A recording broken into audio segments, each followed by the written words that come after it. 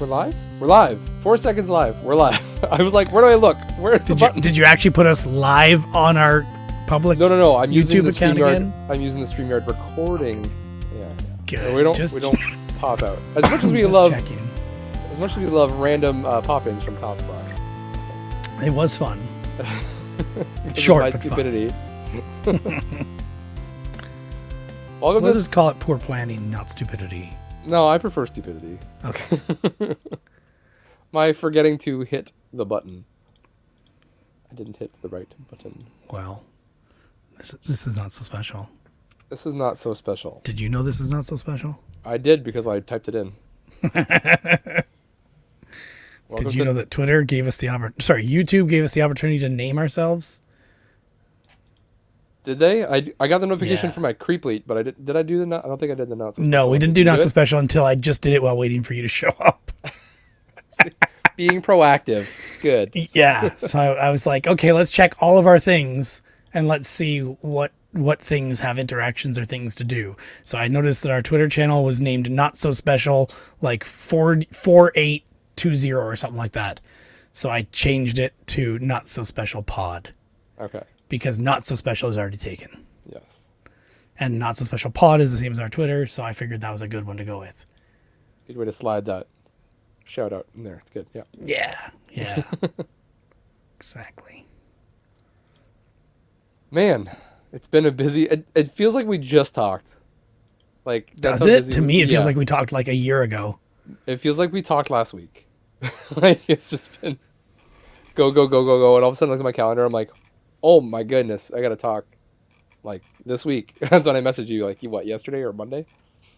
So I was just about to message you an hour before that, and then I forgot. And then you messaged me, so I'm like, oh, thank God he did, because I forgot. Yeah, it's been one of those months. It's coming down off of like Christmas season, so I just expected everything to slow down. Work wise, yes, but life wise, everything's just picking up. So I've got a stupid random cough that comes up. So that's going to make a really fun recording. That's okay. It's other people's problem, not ours. Still feel like a jerk. Well, you are, but that's yeah. What's up? Seeing as it's been a year since we talked, what's happening? It kind of feels like it's been a while. We haven't spoken since last year, right? Like, yes, but that joke is not as good. It's not a special joke. Feels like a long time. Yeah. Yeah. Well, I have a list of things to talk about. Most of it's things I watched. Derek's got a list. Who's not surprised? I have a list. First of all, I have a new microphone. Mm-hmm. I'm talking on my new microphone. My friend at work was looking for microphone recommendations for just playing games. He's just streaming like every once in a while, like literally like 3 times in his life. He did an extra live stream because I mentioned it to him. He's like, yeah, I thought about doing that. So he did it.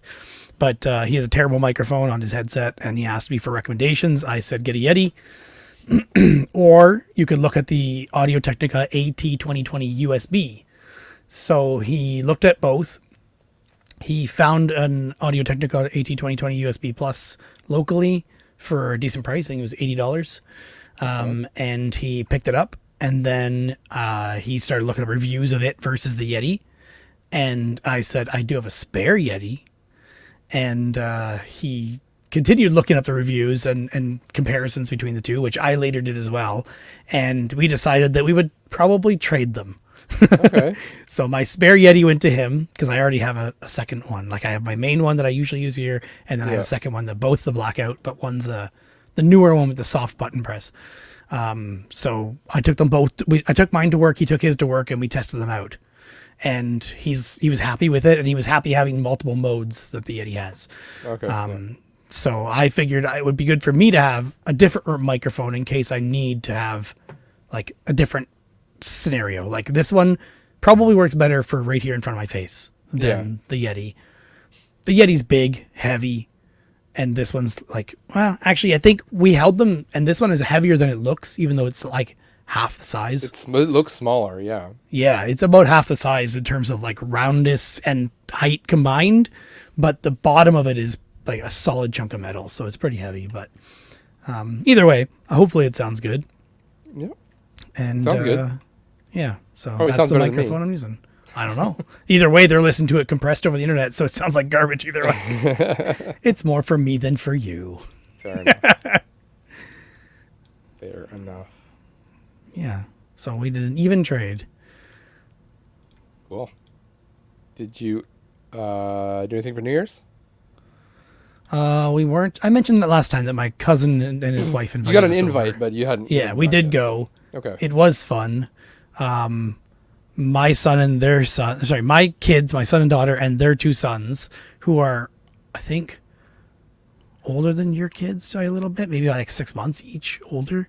I don't remember, but it's around the same age as yours, and they're both boys. And they all watched movies and TV shows together in the basement for some of the night. And one of the things they watched was the first Home Alone, which my children had not yet seen because we're like, I don't know how they're going to handle the like nail in the foot and all the burning and the hurt and stuff. So we hadn't had them watch it yet, but they watched it that night and they all laughed so hard. But at the point where it came to the machine gun firing, my cousin's boys started spitting because they thought it was funny to do the machine gun sound. Yeah. And then they ended up spitting like a lot of spit onto my son's shirt.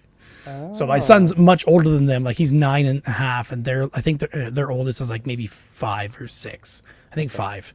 And my son came upstairs with like a look on his face, like something happened, but you can't tell if it's he did something or someone else did. So he just looks at us like, "Can I go have a shower?" I'm like, that's a weird request at like 7 o'clock at night. Yeah. Or no, 6 o'clock at night. Anyway, and we're like, why? He's like, Jackson spit on me. I'm like, what? And his parents were right there, my cousin and his wife, and they were like, what? Are you sure? He's like, yeah, he spit on me. And we didn't get any of the context of why. We just took Sean up, and his shirt was definitely wet. And so it all turned out to be that the kids were just having fun, but they got carried away. So Yeah. That's 5 years. at least we got the context of it later on. Yeah. Kids will be kids. Yeah. So anyway, it was a good night, and we played Carcassonne with my cousin and his wife, which we did with them 12 years ago, I think, or something like that. Oh, wow, whenever, like shortly after we got married, and then they got married. Yeah. Before children. Before kids, yeah. So we stayed up till like 2 a.m, I think, playing Carcassonne. Did they come to your house or did you go to their house? We went to their house, which is in Georgetown. Okay. Yeah. There. Okay. I think I remember saying that. You let your kids stay up that late? My kids didn't stay up that late. No. Oh, okay. The kids went to bed much earlier. Okay. Still late for them, which I think was like 11 maybe? Yeah. 10 or 11? Yeah. Okay. New Year's Eve, but yeah. We didn't do a countdown with them at all. We asked them if they usually do a countdown with their kids. They're like, nah, we've never told them, so we don't want to start now. Yeah, we'll wait till they're both like 8 years old, 10 years old. Yeah. Then maybe we'll do it. Yeah. We've done fake countdown with our kids before, like, oh, we'll do it at 9 o'clock or 8 o'clock or something like that. Yeah, okay. And they can still have the fun of, yay, New Year's. I don't think my kids really understand what New Year is. They're like, what? I'm like, yeah.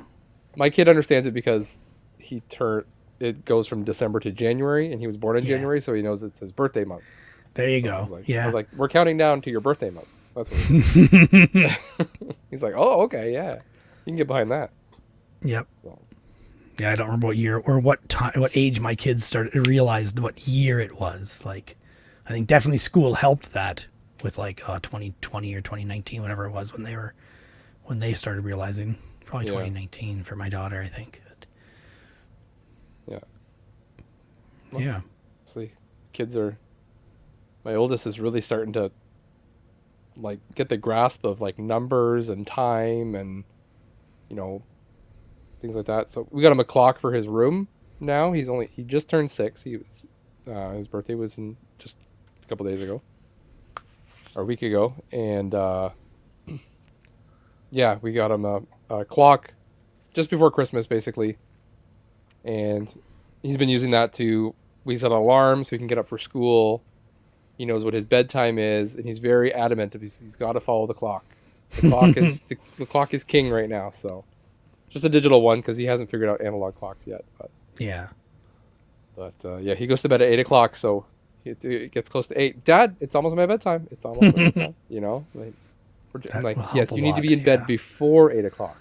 You need to be in bed before 8 o'clock. Yeah. So we get him into bed, and then he'll sit in his bed and he'll wait for it to turn 8 o'clock, and then he'll go to sleep. But he'll sit and watch that clock until it turns 8. So yeah, it's funny. Yeah. So, but having them wake up to an alarm clock is nice. We're not having to get up and chase them. Although that will probably change soon. Yeah. Yep. So yeah. We should say happy birthday to Bill from STC Pod because he had his birthday this January as well. Yeah, it'll be late for when this finally gets out, though. Well, whatever. He'll live. He'll To keep appreciate that we tracking even all thought of our- about him. Do we have to keep tracking all our fans' birthdays now? Only if Announce them it's on the show? brought publicly to our attention on Twitter, then yes. I have Bill's a ones. spreadsheet. Not even kidding. Well, I'm not surprised. I just felt bad not remembering people's birthdays, and I started tracking them, and I'm like, this is too much work. There's too many people.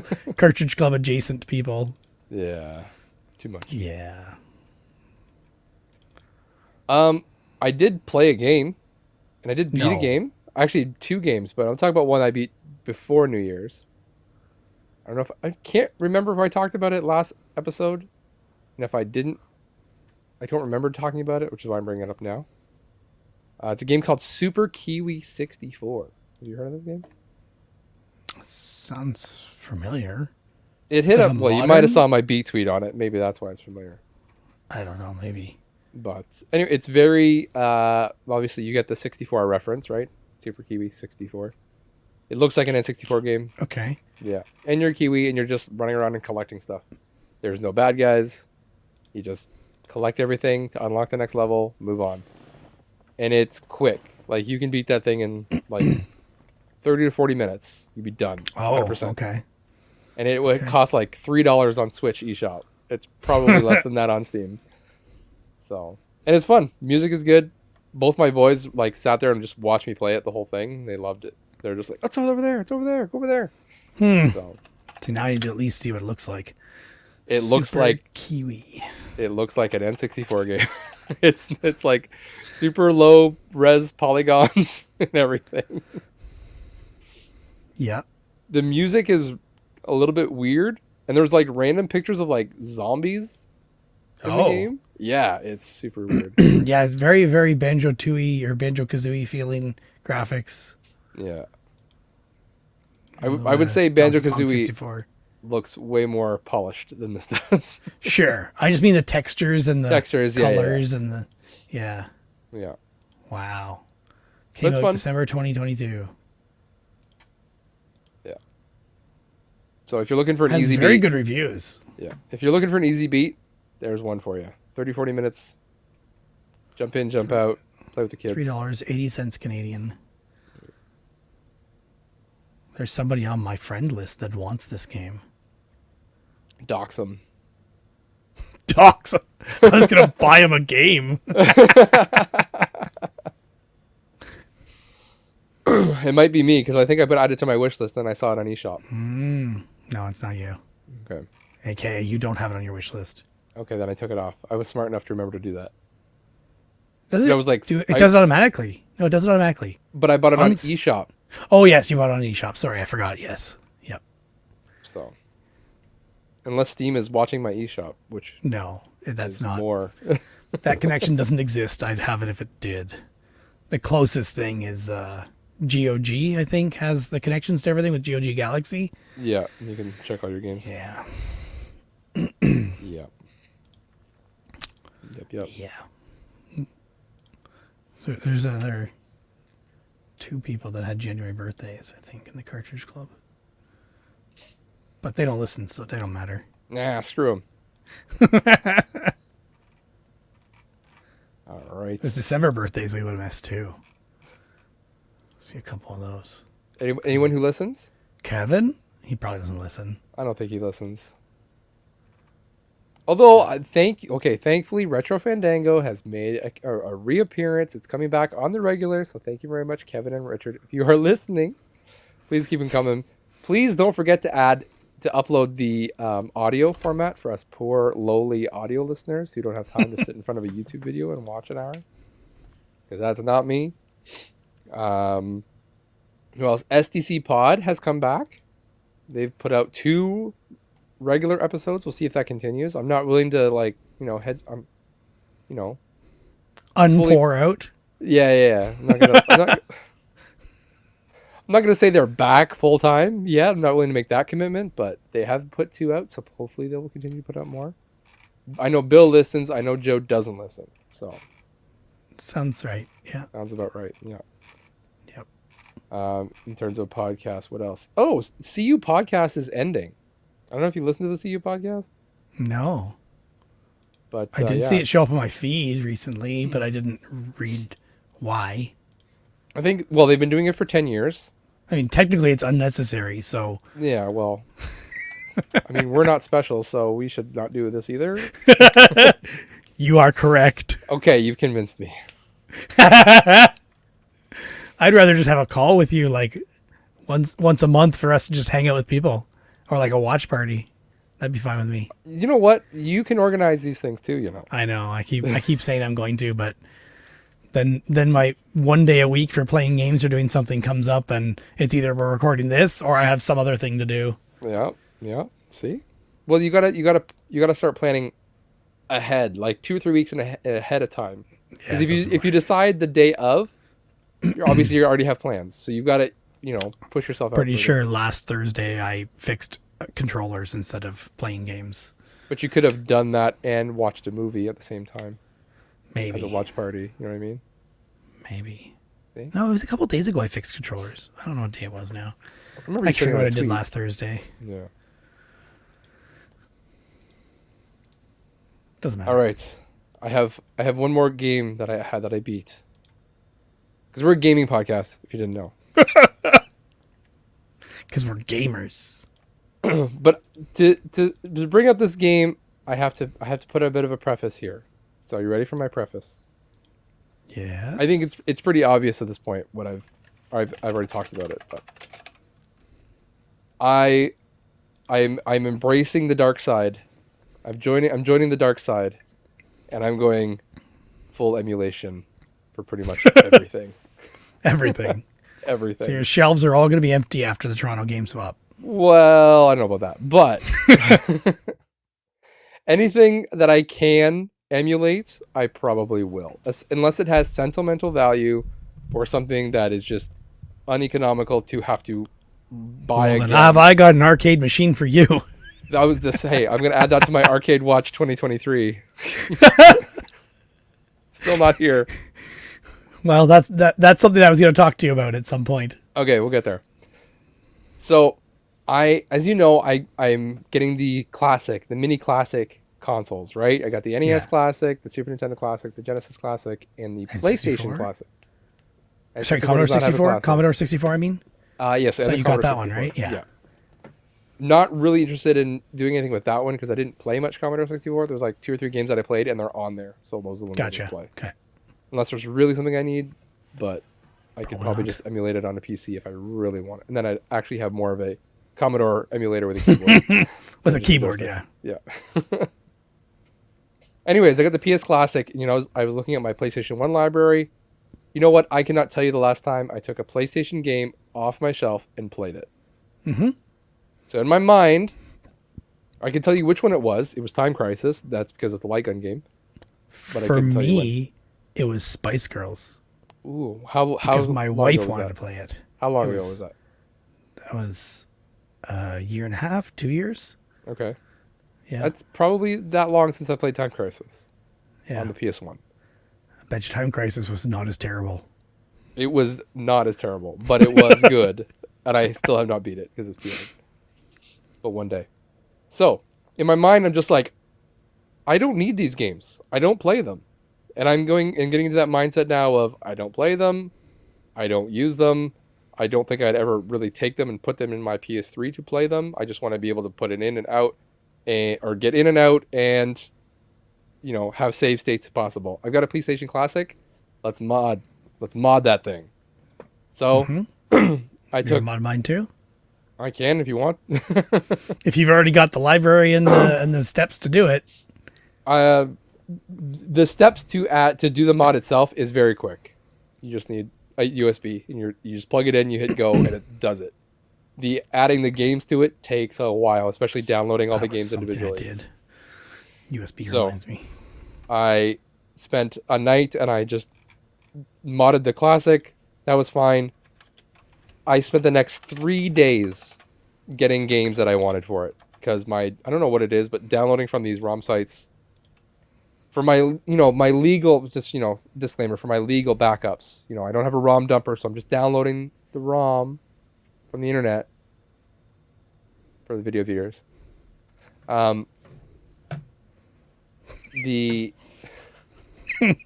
That's still illegal, but anyways, trying to get all the games that I wanted took forever. I don't know what it was. It was my download speeds or it was a website download speeds, whatever. It just took forever. It took 3 days of getting things, mounting it on the disc, on the USB, plug it in, transferring, whatever. It does it all pretty much by itself, but it's just, again, transferring. And then downloading the zip, then unzipping, then transferring to a USB, and it takes forever to transfer to a USB. I also was running off a USB 2.0 device, and 3 is like 10 times the speed. Yeah. But even then, plugging it into the Classic with the USB 2, which it only has a 2 device. I think it only has the USB 2 on it. Probably. So, but it was reading off of my USB. It was laggy. Like, it was slow. So it might just be my USB. I wasn't sure. Could be. Anyways, I ordered in a USB, a bigger one, because the one I had was running out of space anyway. So I'm like, clearly, so I had to do it twice. I had to put it on that one, then I'd take everything off that USB 2 and then put it on my USB 3 device. I don't have them here anymore, but I had a pile of them. Okay, well, it's one of my things I did. I just remembered. It's actually what I did last Thursday. Add it to the list. I remembered now. Anyways, finally got it all done. I put out a tweet asking for hidden gems or obscure Jaspers to add to the list, and thankfully I got some really good recommendations, and I've been playing some of them, and they're really fun. One of the games that I got is one that I've played before, but on the N64, and that's Spider-Man by Neversoft and Activision, I think it was. I used to play that on the N64 all the time, and I loved it, but I couldn't get past like the second or third mission just because I was a kid and dumb and didn't know what I was doing. So I was like, okay, I found the PlayStation version a long time ago. It's been sitting on my shelf for ages. I've never put it in a system ever. I get my modded system, I put it on there, and I start playing it immediately. So what does that tell you? Like, it's just so easy. And it's got one save state, so I can just quit at any time and get right back in. So I'm not being held by, making sure I get the memory card and making things slide over. Or if my memory card's corrupt because it's been sitting on a shelf for 20 years. Yeah.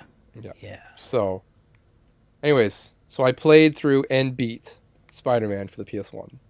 And it is really good. And I think people should play it. It's not long. It's only like 3 hours.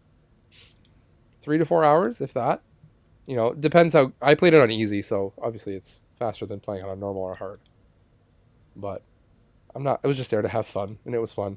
And I would actually argue that the PS1 version is better than the N64 version. As much as I'm an N64 fanboy, the PS1 version has like fully animated cutscenes and voices. And it didn't have... I think I remember the N64 having lives, which is why I couldn't beat it, because they would die like 3 times, and then that would be it. It'd be game over. I had to start from the beginning again. Whereas the PlayStation version, you just die, and you just start the level over. You just start that level over, and you never get a game over. You get a game over, you just have to retry. You know what I mean? So. Yeah. On the emulation front, after you and I talked last time, I went to take a look at the Retron 5 to figure out how difficult it was to get it to just play ROMs, because everybody says it's so easy. Well, it seems like it's been so long that there's no good directions with the steps and the software anymore. I found one that was like the directions in a YouTube video, but the link he gives is no good. I can't remember what else the stories were now, but I found tons of problems with getting the files, then finally got the files, followed the steps, and it turns out the steps are kind of not great. Like you need to, in order to play an NES game, you need to go into an extra menu on the Retron because it keeps the same dashboard or thing, and there's a new menu. You select the ROM from your SD card, it copies it to local memory, then you have to put in an actual cartridge in that same system's port, and then you launch it as if you're launching a game that's in the cartridge, but it just loads the ROM from where you had selected. Yeah. Kind of hacky. I don't like it. There was a second way to do it that completely replaces the OS on the Retron with this other emulation console's OS instead. And that way I started trying to follow the steps that night that we had been talking, but it was really late. So I think I stopped part way or whatever, and it's been sitting here ever since. Yeah, that was 1:30 in the morning was when I took the last photo and gave up on doing those steps. So yeah, that's fair. That was the last thing that I remember from when we talked before about that. Right. Yeah. So I did not finish that. I have like I said, I have a second Retron that's perfect for doing that kind of thing. But and the cartridge slots pins are all screwed up, or at least NES and SNES I believe are, because it was a really early model where those pins were very tight. So when you pull them out, it can sometimes cause the pin to overextend and then bend. So yeah. Lovely. Yeah. But you have really no need to mod a Retron 5, right? You've got enough Raspberry Pi emulation devices to really do whatever you need, right? Or you could make one. The nice thing is original controllers is the real reason for Retron. Yeah, but you could always get an original controller to USB adapter. Yeah, then I've got all these adapters.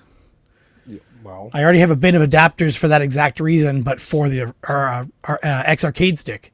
Yeah. Well, see, there you go. I have a literal bin of those adapters. So you already have them, so then you're good. I don't have NES and SNES for that though, but you can. Those are easy enough to get just USB controllers for, right? Yeah, they are, and I have some USB SNES ones, but yeah. Just get an 8-bit do, and then you're good. I do have a whole bunch of 8-bit does. And just use that for your Super Nintendo and your Nintendo because it is the superior controller. Mm-hmm. I do really like those controllers. Yeah.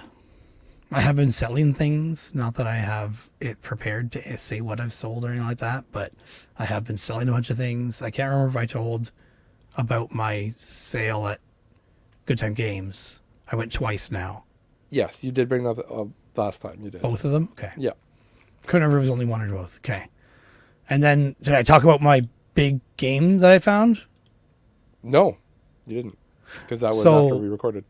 Yeah, so a local store, Beat Goes On, has used video games. They have records. They have CDs. CDs is really their big thing, I think, and movies and TV shows on DVD as well. But they have the ability to add things to a watch list on their website to say if it comes in stock at any one of your stores, let me know. And they send an email automatically at night. And so I saw a game come in, and it was Samurai Showdown for Anthology for Wii, and it was under the value of it. So I'm like, I kind of want to add that to my collection or sell. I was thinking that one I'd add to my collection. Then I look at what type of game it is. I'm like, maybe not. But I think it's fighting games. And I'm like, I don't know. I don't have any attachment to them, but whatever. They can end up on my table sometime. Maybe I'll try it. Maybe I don't. And then another one popped up like the next day. Madden NFL 13 for Vita. And that was like a third of the price it sells for. So, or maybe no, it was less than that. Maybe it was almost a tenth of the price it sells for. So I bought that as well. And then the next day, Silent Hill Shattered Memories shows up, which, if you don't know, is almost a $500 game, Canadian. And they had it for $50. What, right? 50? It's nuts, yeah. I think it was 50. That showed up while we were playing Ultimate Chicken Horse with Fraser and Hodge. With Fraser and Hodge. And you and I were both looking at it like, well, yeah, you should totally get that. Yeah. I was like, if you don't get that, I'm getting that. I'm like, I'm not wrong. I'm looking this up at price charting. It's worth almost 500, right? I'm not crazy, right, Josh? Right, Hodge? And you guys are like, yeah, that's what I see too. So I double checked eBay and I purchased it. And then I'm like, they're going to stop this. They're definitely going to stop this. Nope, they didn't stop it. They let it go through and everything was fine. And I get it. And I go to the store to pick it up. And the person at the counter is like, oh, you're the one who got this. And they said that they got another game. I forget what game it was, but it's worth like $300. And they got it for $20 a while ago from their own store. They said they fixed the price for this game in the system now, though. Oh, they shouldn't do that. So if they get another one, it'll be expensive. But that just keeps happening. Got to catch them. So I have the game. I have it listed on Kijiji and Facebook locally, and I put in it. I'll consider ads, but it better be, or I'll consider trades, but it better be a good one. And I've just had people constantly contacting me asking for trade if I'll do trades. The latest one was a guy offering me $200 cash plus Pokemon Heart Gold complete in box, which is worth $190. Yeah. I'm like, yeah, how about 300 cash and Heart Gold? Yeah. Because I'd prefer all cash. Obvious cash, yeah. And he said, how about 100 cash and 2 Heart Golds completed box? Oh my goodness. And then I'm like, okay, are these real? I didn't even bother answering them. I don't have time for this. I don't really want to do that. That's too much for me to sell. Yeah. I'm not planning on selling another game swap. I probably still have to, but yeah. And these weren't even things that were on my list because I'm just remembering them now as we go. See, this is you just got to jog the memory a little bit, and away we go. Yeah. So. Yeah. Well, because I'm doing this emulation, I can now sell my PlayStation games, except for Time Crisis and I got a couple other light gun games I'm going to keep because obviously can't emulate those very well. Yeah. So, keeping those ones. And then same with, I'm working on, so my next mod will be the Genesis, and then I can get rid of my Genesis stuff. Yeah, you can do mine too. I'll send you a list of games.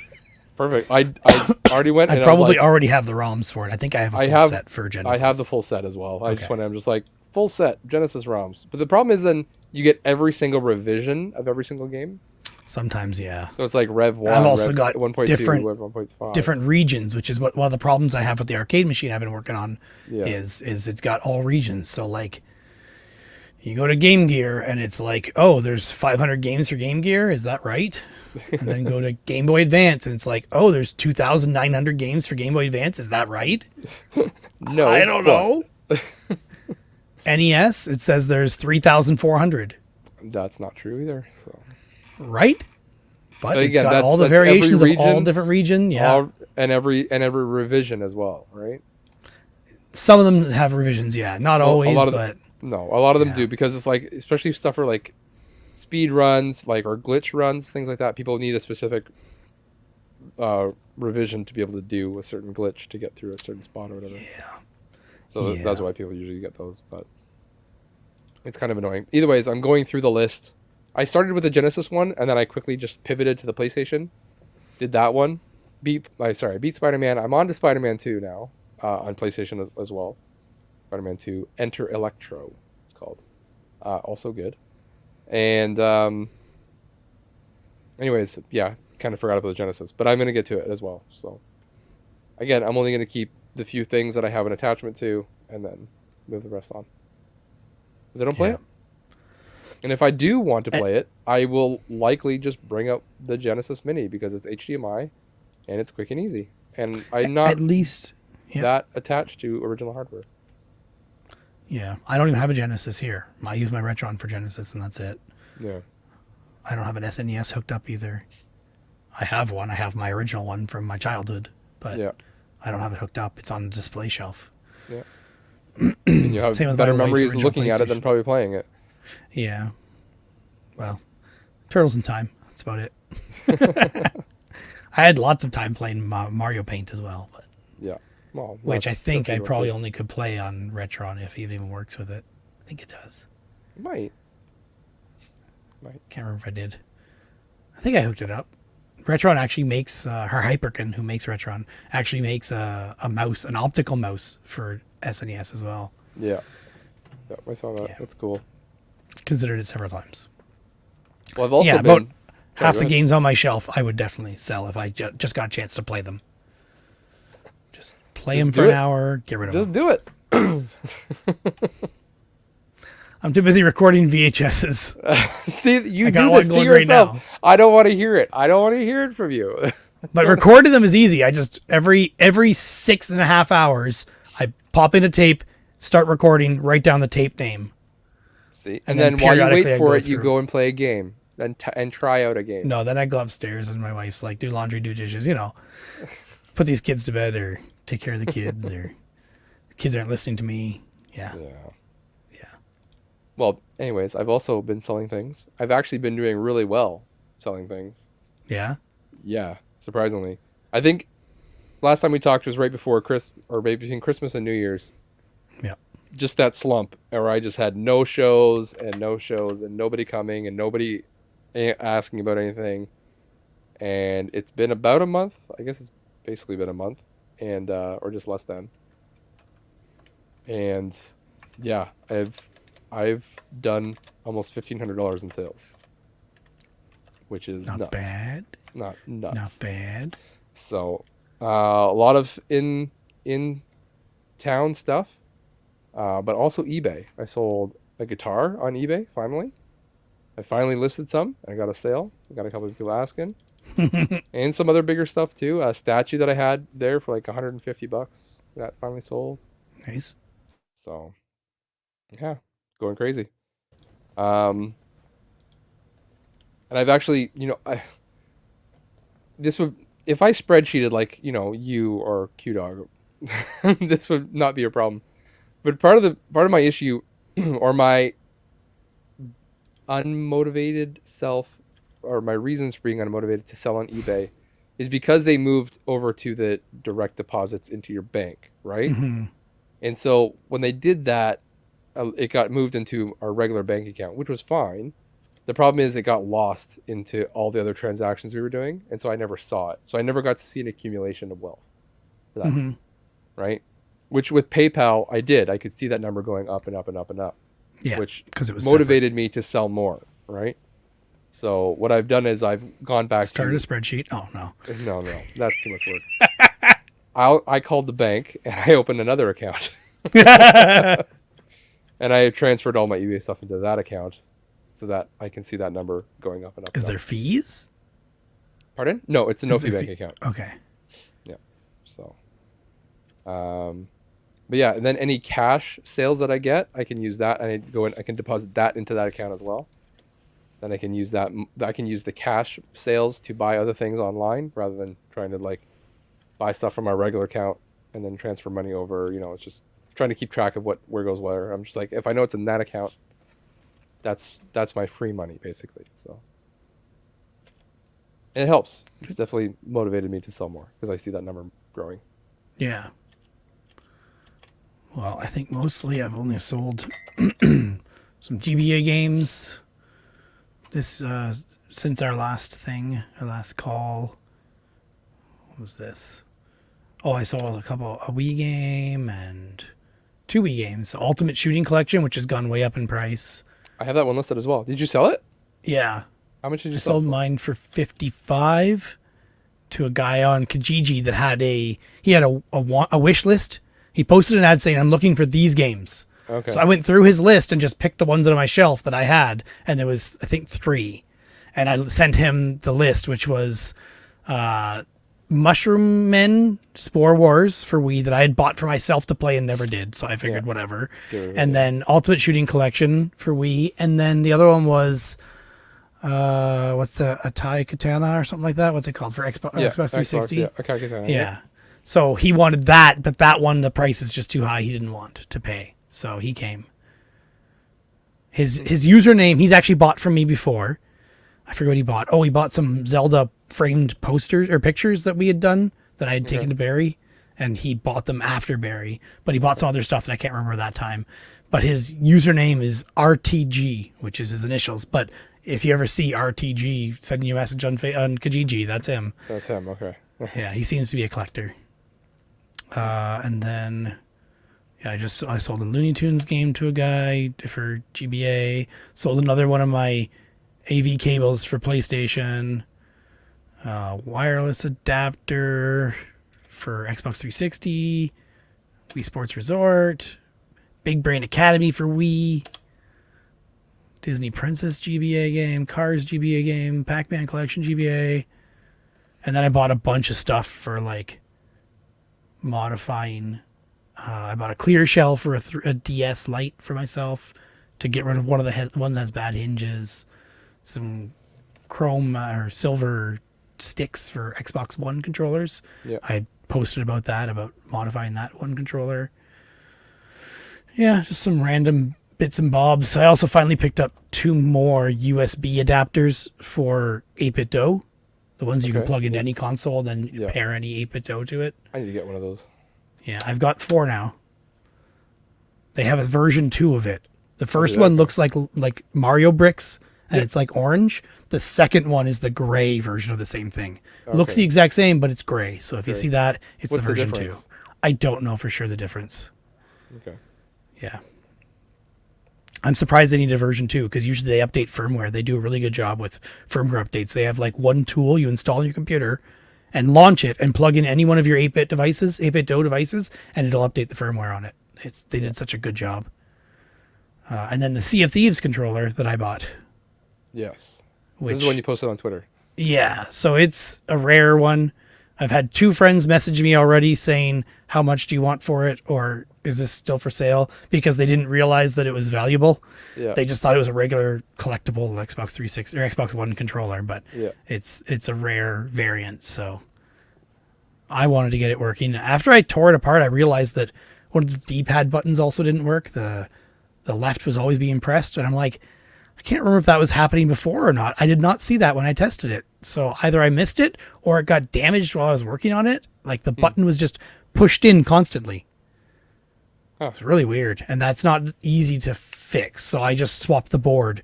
There's 2 boards in the controller, and I swapped the one board from another of the exact same type of controller I had. Okay. So, yeah. Whatever works. At least you can fix it, right? Yeah. I would like to sell that anytime now. It's posted on eBay now.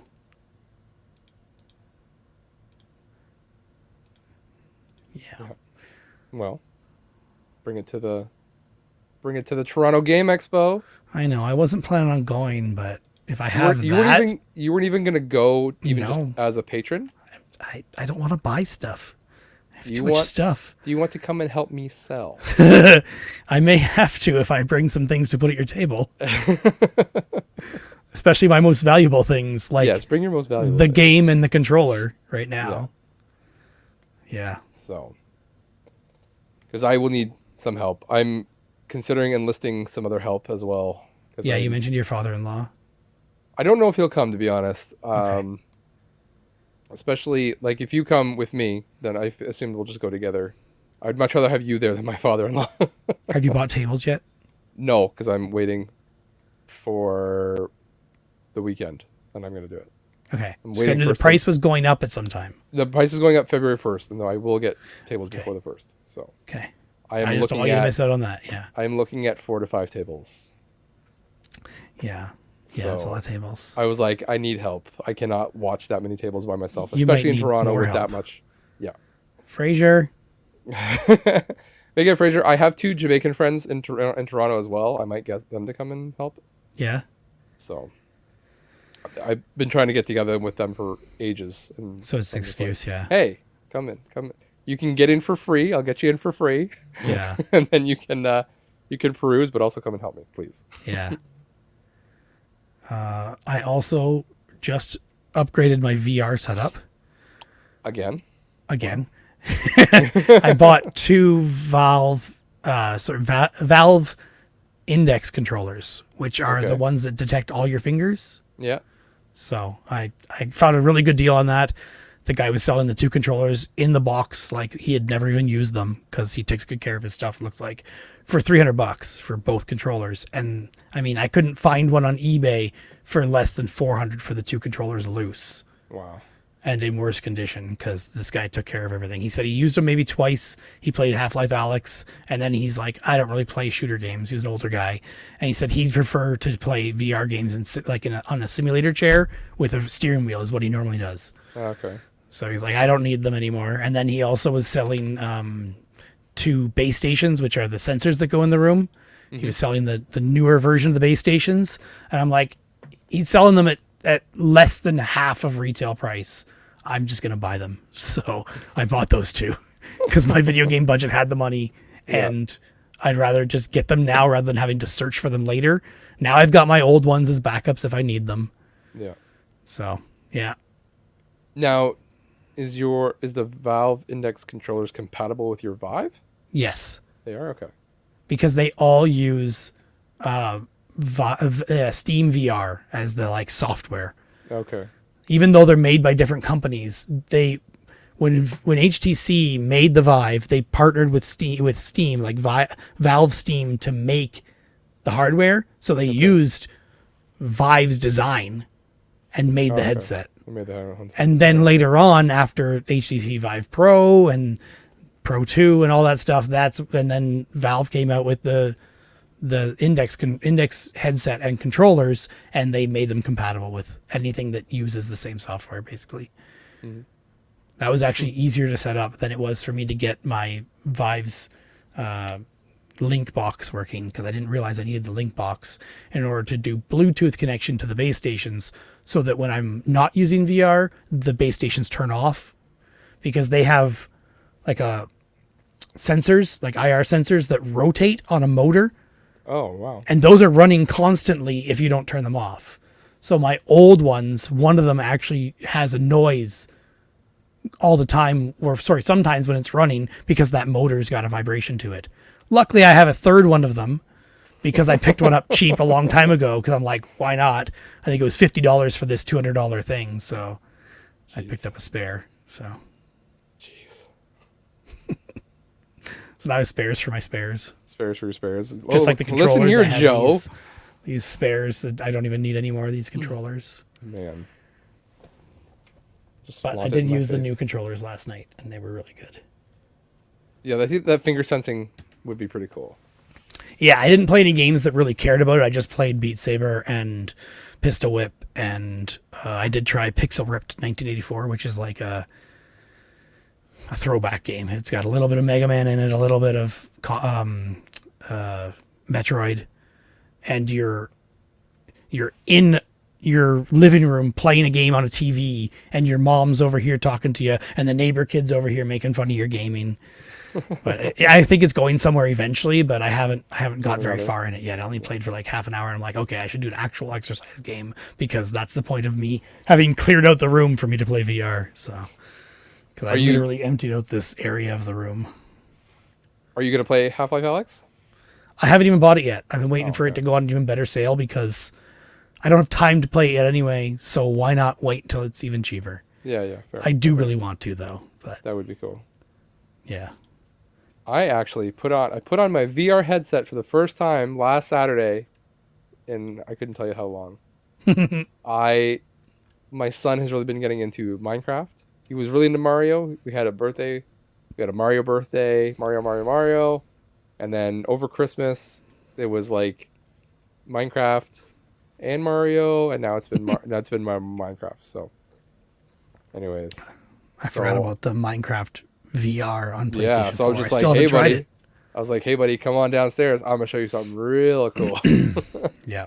So I put him in that, and I don't think he was too impressed with it. He was just kind of like, why am I in this Minecraft world? What is going on? I think he's only 6, so he's kind of like, what is this? Yeah. How does this work? So I don't think he really sees how cool it is. But anyways, I put it on to try it as well, and it is cool. Like, you don't aim with the right stick like you normally do to look around. You just use your head. I want that, I want that, I want that. Yeah. Thanks for looking. So, it is cool though. What is the? So normally, you know about VR, the screen door effect. Everyone knows about the screen door effect. It usually makes games with high fidelity graphics look worse. It can, because of that effect. Minecraft, it doesn't look any worse because the thing is so blocky anyway, right? So you don't even see the screen door effect. It just looks clear. Another thing I'm doing. So I picked up Samsung Gear VR, which was an older headset made in partnership with Oculus. Mm-hmm. Samsung made one where you slide your phone in, and it only accepts certain Samsung phones. Then they made a second version of it. I think it was the 2016 edition, they call it. And it had really good lenses. So there's a mod to take those lenses and put them in an HTC Vive. Hmm. So I got my friend to 3D print me the adapters. So I have the lenses in here in the adapters, and all I need to do is put them in my Vive Pro. So And those lenses are better than the Vive Pro lenses? yes, in terms of mainly, so they're not as sensitive for the sweet spot where things go blurry, and there's no rings. The Vive VR lenses have rings because of the way they made the lens.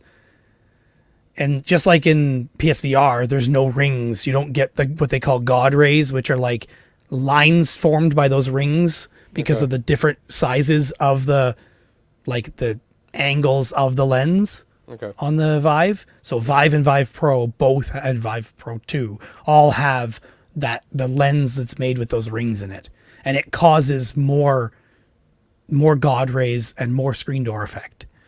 So these lenses fix that problem.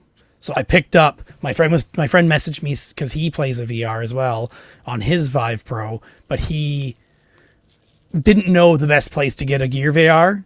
Yeah. And he's like, oh, I'm thinking of driving to Hamilton. There's one there for $50. I'm like, whoa. I've seen one recently locally for less than that. So I went online or on Facebook Marketplace, found one for $15, and I found another one for $20. One for him, one for me. Perfect. So he just picked up his lenses from me at work today, and I've got mine there. So, and then my other friend 3D printed the holders. Cool. Yeah. So that's another thing I just got to do to make mine even better. Cool. Another thing I was filling my time with, right? All VR out?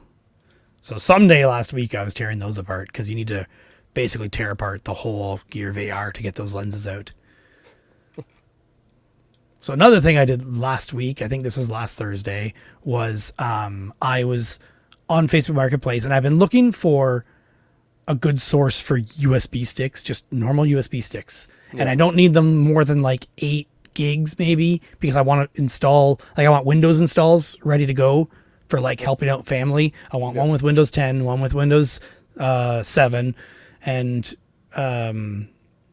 I think I have a couple other ones that are like hard drive testing utilities, which don't need a lot of space. But I had those on my like 32 gig drives, and I'm like, what a waste of 32 gigs when I only need like literally one of them was like, 4 gigs for Windows, or 2 gigs or less than a gigabyte for this hard drive testing utility. So I found somebody that posted that they had these USB sticks available, and there was even some micro SD cards included. I'm like, cool. And it was, I think, $20 for like 5 USB sticks and 2 micro SD cards of various sizes. I'm like, hell yeah. I think it was even more. It was probably 6 or 7. Anyway, I brought them home, and I'm like, these look like they've been freshly formatted. I'm curious now, because I've tried before file recovery for myself. Let's just try some file recovery on it. So I had a Raspberry Pi. I just installed a utility that I know does decent job on file recovery on, any drive you have. Yeah. And holy poop. There were some very private photos on those drives. Oh dear. Yeah. Photos and videos. Oh, wow. So I was tempted to message her and say, you really need to wipe these better and do like a format. So on the Polykill Discord, I messaged everyone and said, like, PSA, if you're getting rid of USB sticks, use this Windows command to format them, because it'll do a zero fill on them. Yeah. Jeez. Might need you to send me those files later. At very least, send you the command. No, I mean the USB files. Yes, I know. Jeez. Yeah. Uh-huh. Yep. Pretty much NASCAR. Man. So that was what I did last week. And then I found the command on someone's forum post. I'm like, does Windows have this built in? It does. I was surprised. I tried file recovery after I ran the command, and it no longer got any files recovered. So, and I've also got the USB sticks. Then I did the format on all of them, and then I started loading up, like getting rid of my 32 gig drives of stuff that's wasted space, and putting on like 8 gig and 4 gig drives that I'd gotten from her. So it was really helpful for me to get rid of those big drives from being wasted. Yeah. So now I've got a bunch of USB sticks, which is why I was thinking if you need a USB 3, 128 gig, I've got 2 of them sitting here. Dang, if only you'd told me, because that's exactly what I bought. Yeah. I have an abundance of them now. And I found another micro SD card that was sitting on the floor here. I must have knocked it over when I was sorting them all. I got another 32 gig or, no, it's an 8 gig sitting here that I forgot about. Place. Yeah, it literally fell on the floor and I couldn't find it. But I'll mod your PlayStation and your Genesis Classic, and you can mod. You can help me mod my Wii or my Wii U or something. Oh. Yeah, I've never done a Wii U, and I've done a Wii a long time ago with the mail trick. That's what I want to do. Yeah. Yeah, I did that a long time ago, but I honestly prefer the WOD mod than that anyway. The WOD mod is way better, but you need to buy hardware for it. Okay, well, I can do that too. Yeah. Go Cyber Shop in town in Waterloo had the WODs. I haven't checked for a while. So yeah, I got a half finished desktop over here. I could use some help with. I don't really know what I'm doing. I'm just like, I'm gonna plug this in here, see if it works. An arcade machine for you. And I need an arcade machine. Yeah. I did also purchase another monitor for my arcade machine, my one upstairs, my good one. Okay. Yeah. So there's this monitor that everyone says is the best one for arcade machines, especially if you're taking like a arcade 1-up and modifying it. There's this Dell monitor that's sitting right behind me here that is the best model for that. And I found one for $15 like last year sometime, maybe. We probably talked about it, but it has S-video input, VGA input, composite input, and DVI input. So if you want HDMI, you just do HDMI to DVI adapter, and there you go. But it's just a perfect 4:3 resolution, like 4:3 ratio, and a good resolution and high quality, and 20-inch. So I found that one a while ago for $15, but there was a scratch on the screen that you only see when the monitor's off. Yeah. And only on a certain angle. So I found another one on Kijiji for $30, I think. And I offered him $20, and then I recognized his name and said, "Hey, is this the guy that I know from having worked with you before?" He's like, "Yes, Derek so-and-so." I'm like, "Yeah, that's me." So I got to his house and he's like, "Hey, haven't seen you forever." Because I haven't seen him since I stopped working with him like 4 years ago. And he's like, "You can just have it." I'm like, "Are you sure?"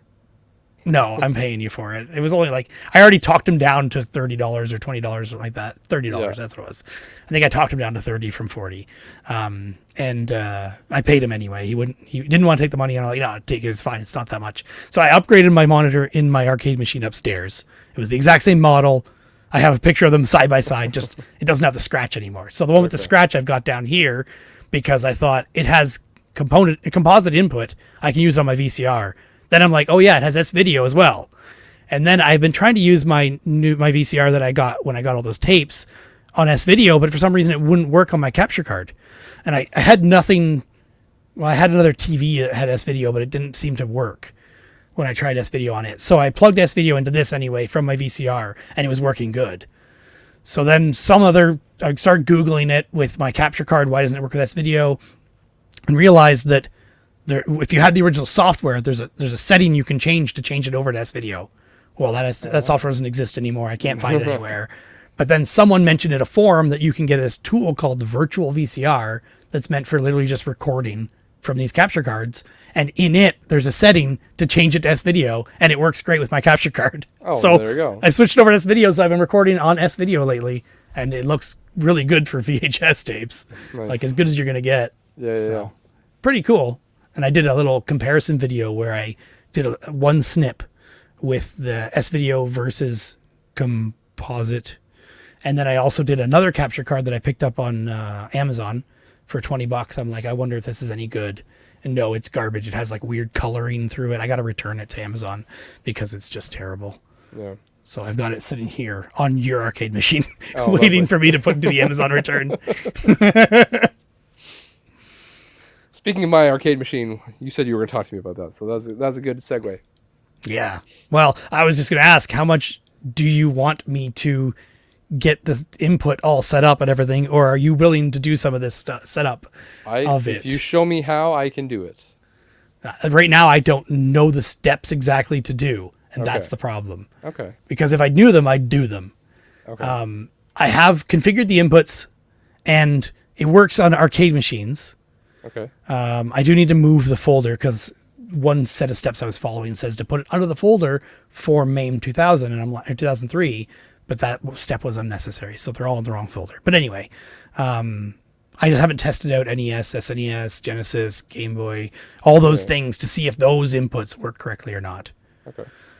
Yeah. No, I'm perfectly willing to try. I don't. I'm very good at trial and error, so sure. Yeah. Absolutely. I just didn't know if you wanted it in this state or you wanted to wait for me to get around to trying to do it. Oh, I'll take it as is, man. You got enough on your plate. You don't need to do that too. So. Well, yeah. And if I was charging you more, then maybe I'd feel bad about that. But True.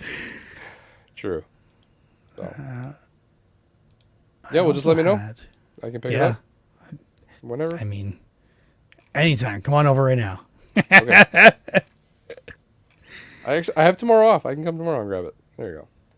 I have to go to the office tomorrow. Damn it. Yeah. Damn it, Derek. Why you do this to me? I was home all day today, but that doesn't help you. I was in the office today. See? There you go. See? Your office being a truck, right? Yes. Yeah. Driving in our lovely blizzard that we got like 6 inches of snow in 24 hours. Yeah, I just blew all the snow like an hour ago, or I guess 2 hours ago now. Man, it's nuts. Driving is interesting. When I can't even move out of like where the truck was parked overnight, and I can't even get out of my parking spot. Yeah. A lot of snow. Good times. Speaking of garbage, I found some stuff in the garbage. I posted some of it on Twitter. Only some of it. Only some of it. Figured I would save a little bit for the show, you know? I saw your GameCube controller. Yes, the GameCube controller, that spice orange. Yep. That it I've was got one of those. nasty ass. It was Yeah, so you bad. need some new sticks on that. Yeah, well, I mean, they're fine. You should just order some for like a couple bucks and have them on hand, but Yeah. that's what I did, especially controller sticks. Those are easy enough to get. Mine's all 100% original. See, I'm not using cheap Chinese sticks. Yeah. But I have bought the really cheap Chinese sticks, and sometimes they're not very good. Colors are wrong, the rubber's not right, or there's no rubber on them at all, and it's just pure plastic, which is pretty jank, but... That's some Nyko crap right there. Yeah, so got that. I pulled that thing completely apart. Yep. Hot soapy bath. Cleaned it right up. Scrubbed it. Put it all back together. And looks really nice now. So that'll be at the Toronto Game Expo. Yep. Spice. Get your spice. Get your spice. That's what I call the orange. Along with that, I found some GameCube games. Yeah. I don't remember where I put them. I think they're in the other room. Nothing crazy. Nothing amazing. I found Sonic Mega Collection for the GameCube. I found the game Madagascar. Another classic. Yeah. I found Kinect Sports for the Xbox. Lovely. And Mario Kart for the Wii. So. And then this was like way out in the country. Like, I mean, you know where it is, but Listowel. I was out like Listowel was. Yeah. Out at the dump out there. Someone dumped beside me, and it looked like some decent stuff. Not supposed to pick there, but the guy there, I'm just like, oh, look at this GameCube. He's like, oh, I love GameCube. I'm like, me too. And I just started picking stuff up. And he came and looked, and I was like, all right, great. So I'm not going to get in trouble here. So picked the stuff up. Went out. And then he left for a second, and just like, and I just found the controller and a couple of games. And after I finished dumping this stuff off my truck, I was like, you know what? There's GameCube stuff here. I wonder if there's a GameCube in here somewhere. Yeah. So I walked back and had a quick look, and sure enough, I found a GameCube in a bin or in a garbage basket, just kind of sitting there. It was just as dirty as the GameCube controller. Nice. So I've cleaned it. I haven't tested it yet though, but it is in rough shape. So I'll probably just put that as like a, hey, it works, GameCube. You can have it for $20. as is. Yes. Take it. Well, I'll test it and make sure it works. If it works, then I'll be like, here. It's like a. Well, I meant condition-wise, like cleanliness. Yeah. It's the I just want a GameCube. You're not getting it for looks. It's just there. So. Or if someone wants it to people are always looking to do like case mods for GameCubes and stuff like that. So I mean, it'd be a good candidate for that. Yeah. So or people paint them or things like Or that. if you have a good outside but a bad, like a non-working inside, then you swap the shell. Yeah. There are different revs, but still, it's not that much different. I think it's just basically the external digital port or not. Yeah. This one does not have the external digital. So my brother bought something expensive on eBay and had an issue. It cost about $1,200. Oof. And it was I can't remember what it was now. A milling machine or something along the lines of that, like a big piece of equipment that he had shipped from the States. Oof. I think it was like $300 or $200 shipping, which is actually not even that bad. That's not that bad for a milling machine. Yeah. But the guy shipped it to him and forgot, like it said, includes pipe bending machine. That's what it was. Pipe bending machine. Okay. Includes 3 of the part that you put the pipe into, so you can do round pipe of certain sizes or square pipe of certain sizes. Like the dies, basically? The dies, yes. That's the word I'm looking for. I was trying to think about the word. Anyway, so you need these, and it included 3, and it said, we'll ask you which ones you want when you purchase it. Mm-hmm. So he purchased it, and they never asked him. So then he got tracking saying it was on its way, and he's like, well, you never asked me which ones I wanted. So he messaged the guy, and the guy said, oh, sorry, I forgot that. Let me know which ones you got, and I'll send them out. So he sent them separately, but still added that tracking into eBay, apparently. So the tracking for them got added to the eBay list, or the eBay sale, and when they got delivered, but the machine hadn't, my brother then contacted again, like, what's going on? Like, is the machine coming or not? He's like, yeah, the tracking number is this. Don't worry about it. It's good. So it gets delivered, and then eBay sends him a refund. Oh. Unprompted, eBay just refunds him. $1,200. Wow. Plus shipping, I think. And so my brother then gets contacted from the seller, and the seller's like, what are you talking about refund? He's like, I don't know. I didn't initiate it.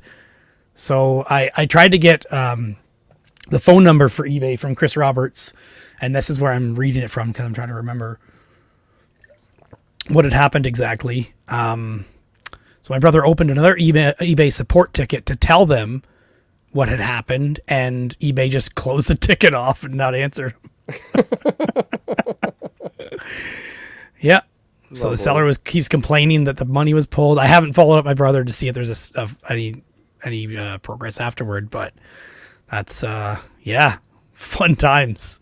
So my brother might have got a pipe bender for free. Another way eBay screws over sellers. Right? Yeah. And my brother tried. He tried contacting them like, hey, I got this thing. You don't need to take the money back. Man, I'd be livid. I'd be so livid. Yeah. Yeah. So, the stuff that I'm selling is a lot of stuff that, again, I got from the garbage or cheap, so I could afford to lose it if I had to. Yeah. So that's why. I also found a website called my90stv.com or my80stv.com or I think 70s. There's a whole bunch of them anyway. If you go to one, they're all linked together. But it's basically like a television with a remote control, and you can choose what type of channel you want to watch. Like, I want to watch dramas from the 80s. You want to watch kids' cartoons from the 80s. Like, and it looks like an actual remote control where you type them in and change channels and power on and off. This TV that's showing looks like a real TV, and it looks like they're just taking like YouTube playlists or something like that and playing them, but it's just so seamless. It seems like it's like an actual functional TV in a way. So I put that on the TV. I cast it from my phone onto the TV in our living room the one day with the whole remote and everything, and showed my wife and kids, and we were just flipping through all the channels and watching ads from the 90s and stuff like that. My kids were loving it, seeing all these old toys.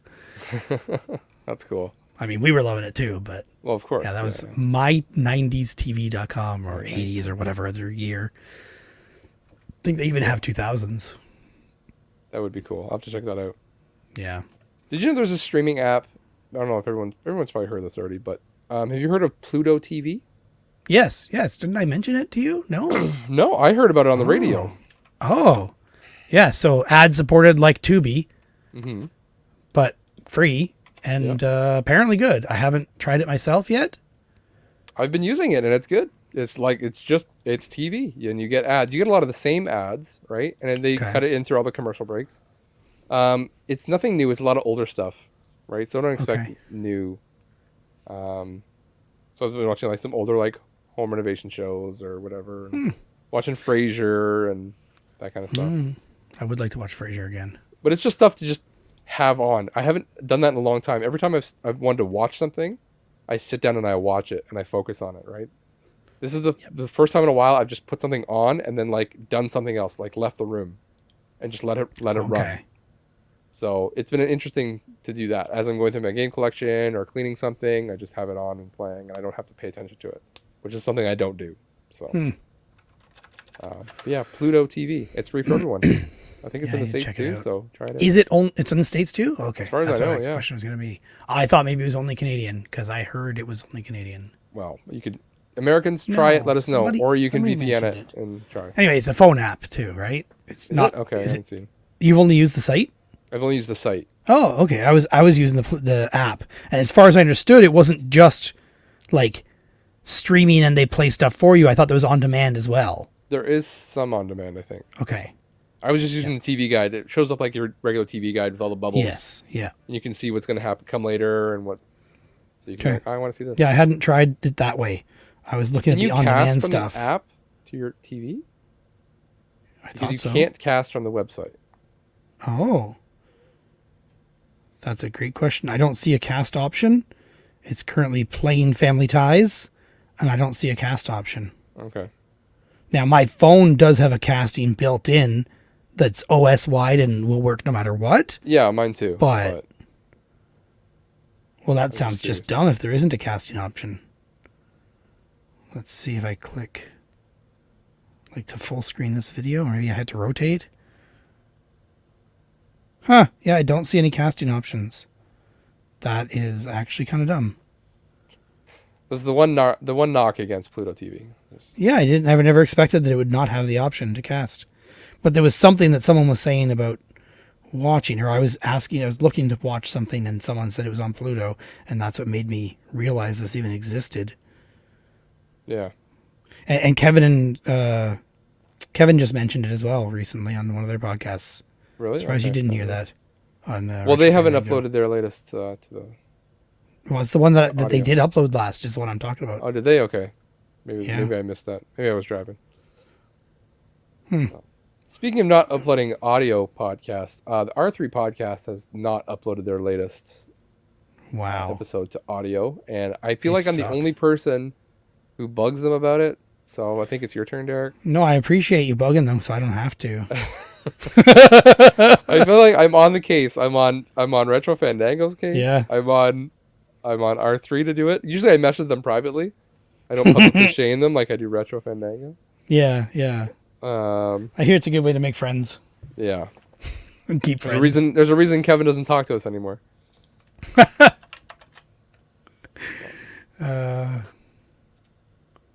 So I watched some stuff. Did you? Yeah. Did you know? A couple things. Couple things? All right. I watched Ghost in the Shell SAC 2045 on Netflix. It's like an anime, but like computer generated looking anime. Okay. Yeah. I watched 2 episodes of it. It didn't hold my attention very good. It was okay. If you like Ghost in the Shell, maybe it'll be all right. I like Ghost in the Shell, the first one, but like this wasn't anything special.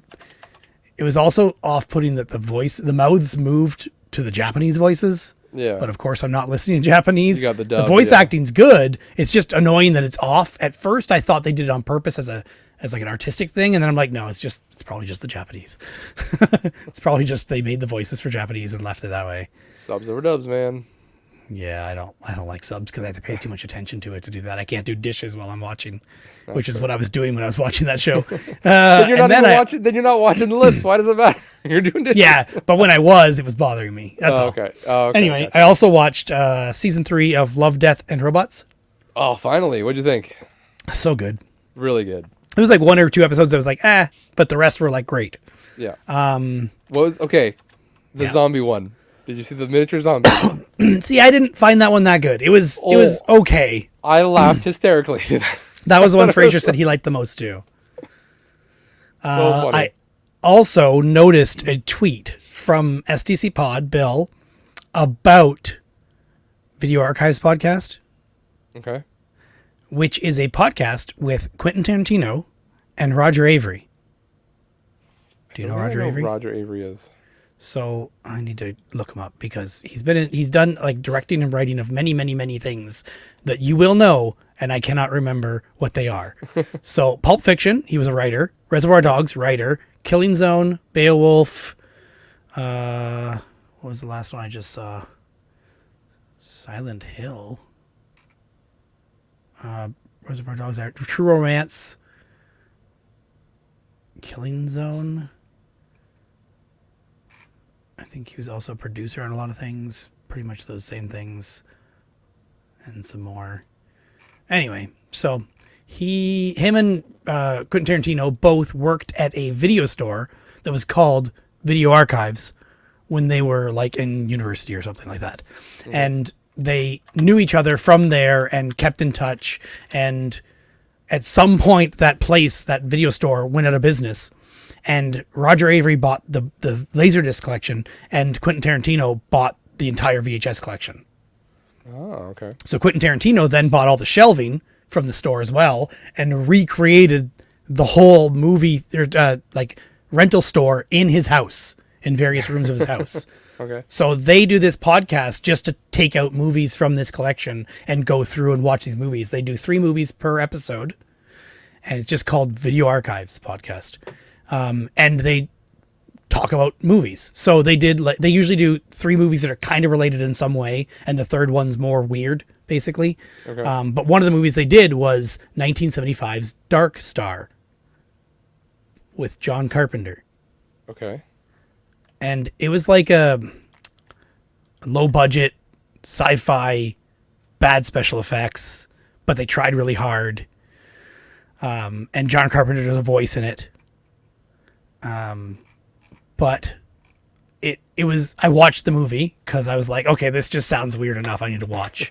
So I watched it, and it was good and bad in all the right ways.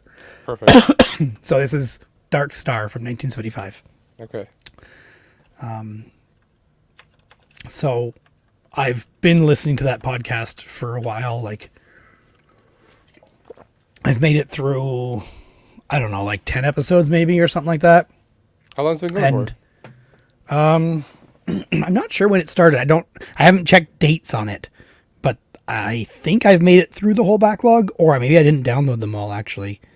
That is possible. And also Roger Avery's daughter also shows up on the show to talk about, like, to give the modern take on the movies they watch. Like, number one, how can you get it to watch it right now? They literally say, oh, it's on YouTube right now. Go watch it before it's taken down. Okay. And she'll also tell if it's on any streaming services and where she watched it. And then she also goes and finds a VHS tape copy of it, of whatever movie they watch. Okay. So she'll tell you where she got the VHS copy and how much she paid. So, like, one of them, she's like, I bought the tape on eBay, and it came with, like, this other movie that I was also happy to get for $10 for both or something like that. So it says there's 16 episodes total, and I think I have it's only 2 started left. in July of 2022, so it's fairly recent. Okay. Yeah. I have 2 episodes Episode left. 1 was the one you're talking about, was the Dark Star. Okay. Yep. So another movie that they talked about on there that I also watched was The One and Only, which is director was Carl Reiner, which I recognize the name, but I don't know why. Okay. Starring Henry Winkler, Yep. Gene Sachs, and William Daniels. And it's like basically Henry Winkler is like a born actor. He knows he's an actor. He has to be an actor. He loves being the center of attention and making people laugh or cheer. So he grows up just knowing he's going to be an actor, and he's super cocky, and he meets this girl and they fall in love, and they have this funny relationship between them. Like the humor they use between each other is fun. I feel like I wish they had expanded on that more in the movie, but either way it's fun and I like it. And their relationship is weird because of it, but he just always has to be on. And it's fun to see Henry Winkler that way. He's pretty young in this too. But it turns out that he can't find a job. He convinces her to move to New York, and he can't find a job, so he starts wrestling. So he gets to play the part of a wrestler, like either hero or villain. But it seems like he is drawn towards the villain because he can do voices and act like a jerk and stuff like that. So he plays that up and has fun with that. And I'm not going to give any more away, but it has a little bit of Glow vibes to it because he's starting out with wrestling and learning wrestling and being a villain, kind of like what's her name in Glow did. Okay. Did you ever watch Glow or not? I haven't watched Glow. I know what it's about. It was so good though. It was a good show. Yeah. Like I forget how many seasons there were, but near the end it started getting less interesting, but still good. But the beginning of that show was really good. Everyone should watch that. Did you watch anything, or should I keep going with my list? How many you got? Do you want to sandwich this, or do you want? I'm less than halfway. Okay, then maybe you should keep going. So I don't remember why I thought of this or saw this. I can't remember. But anyway, for some reason, Terry Hogan came up, maybe on this podcast. I can't remember. It doesn't sound familiar. Either someone was talking about it or someone else. Anyway, Crocodile Dundee, Terry Hogan. And Paul Hogan, isn't it? Sorry, Paul Hogan. My God, I was like Terry Hogan. I don't know if it was Terry Hogan. Isn't that Hulk Hogan's real name? I think it's Hulk Hogan's real name. Okay, I'm pretty sure it is. Anyway, yes, Paul Hogan. So for some reason, it came up on some podcast I was listening to, and somebody I think mentioned, or maybe I saw it on Plex. I think it was on Plex. Anyway, the very excellent Mr. Dundee. Okay. Which is like, have you ever seen Pauly Shore is Dead? I've seen parts of it, but I never the whole thing. So. It sounds similar to that anyway. Okay. I can't remember if I watched that for sure, but I think I did. Anyway, it's basically Crocodile Dundee or Paul Hogan nowadays. What is he doing? Okay. And it's basically his agent trying to get him back into doing movies, and the studio trying to get him back into doing movies or a TV show or all this stuff, and him just being like, I just want to be left alone. And it's the story of that. And there are so many good cameos in it. Like John Cleese is the best one in it, but there's just tons of cameos, even actors that I'm like, I think that's somebody, but I don't know who. Just so many, but it was pretty hilarious. And it gives a little more background on his success as well. Yeah, okay. So it's a really good one. I think it's free to watch on Plex. Either that or you had it, but I'm pretty sure it's free to watch on Plex. Probably free on Plex because I don't have that for sure. Okay, so the very excellent Mr. Dundee. Then, or prior to that, but I'm putting them in an order of priority maybe, I don't know. Grouping them together kind of. But I watched a Netflix show called Jupiter's Legacy. And this is like Netflix trying to get in on the superhero thing. Okay. Like Invincible or whatever the Amazon's doing. Yeah, it's not a cartoon though, it's live action. Okay. Like live real people. But it's like them trying to do their own like Avengers or like Marvel stuff. Okay. But I watched the whole series, which there's only one season of, and it had glimpses of goodness, but for the most part, it wasn't very good. But I still watched through it just to see what they did. It was called Jupiter's Legacy. I don't know. It felt like it wanted to be religious, but it also felt like it wanted to just be like superhero inspiring type stuff. Yeah. It was hard to get a feel on it. It was an interesting story though. Basically, they gain powers because the one guy starts getting visions when he had some trauma. So he goes on a trip on a boat to this place where he believes his destiny is taking him, and him and all these people who he had visions of them all being there, so they need to be there, all gain superpowers. And they interweave that with modern times, with them fighting crime and trying to deal with the new way of fighting evil, and the bad guys getting more violent, and not killing them is not working anymore because the main guy's rule is no killing. They have to go to jail, basically. Yeah. So he's trying to be like the classic Batman thing. So it's neat. They did neat stuff, but I think the whole thing was kind of a little underdone or a little not good enough, but it was still neat to see. Didn't take it far enough. And I always like seeing any show with superhero powers to see what powers they think of and how they use them and that kind of stuff. It's kind of neat. Okay. Yeah. And there were some neat powers in it. And there's people in it you'd recognize, but I can't name them now. I just... That's okay. Yeah. Anyway, I tried watching an episode of Netflix TV show called Inside Job, which is a cartoon that feels Rick and Morty-ish, but it's almost trying too hard. It's like a... That's really... I hate it when they try too hard. It's so... Yeah. It feels so forced. It feels like it's trying a little too hard. Yeah. I'll try watching it again sometime, but it feels like it's trying hard. And I didn't recognize anybody in it, but it's a cartoon, so I mean, voices-wise or directing and stuff. The main girl, I believe, is actually the writer as well. Lizzie Kaplan. I think that name sounds familiar. Yeah. But I don't know. Cloverfield, apparently. Hot Tub Time Machine. Mean Girls. Okay. Now You See Me Too.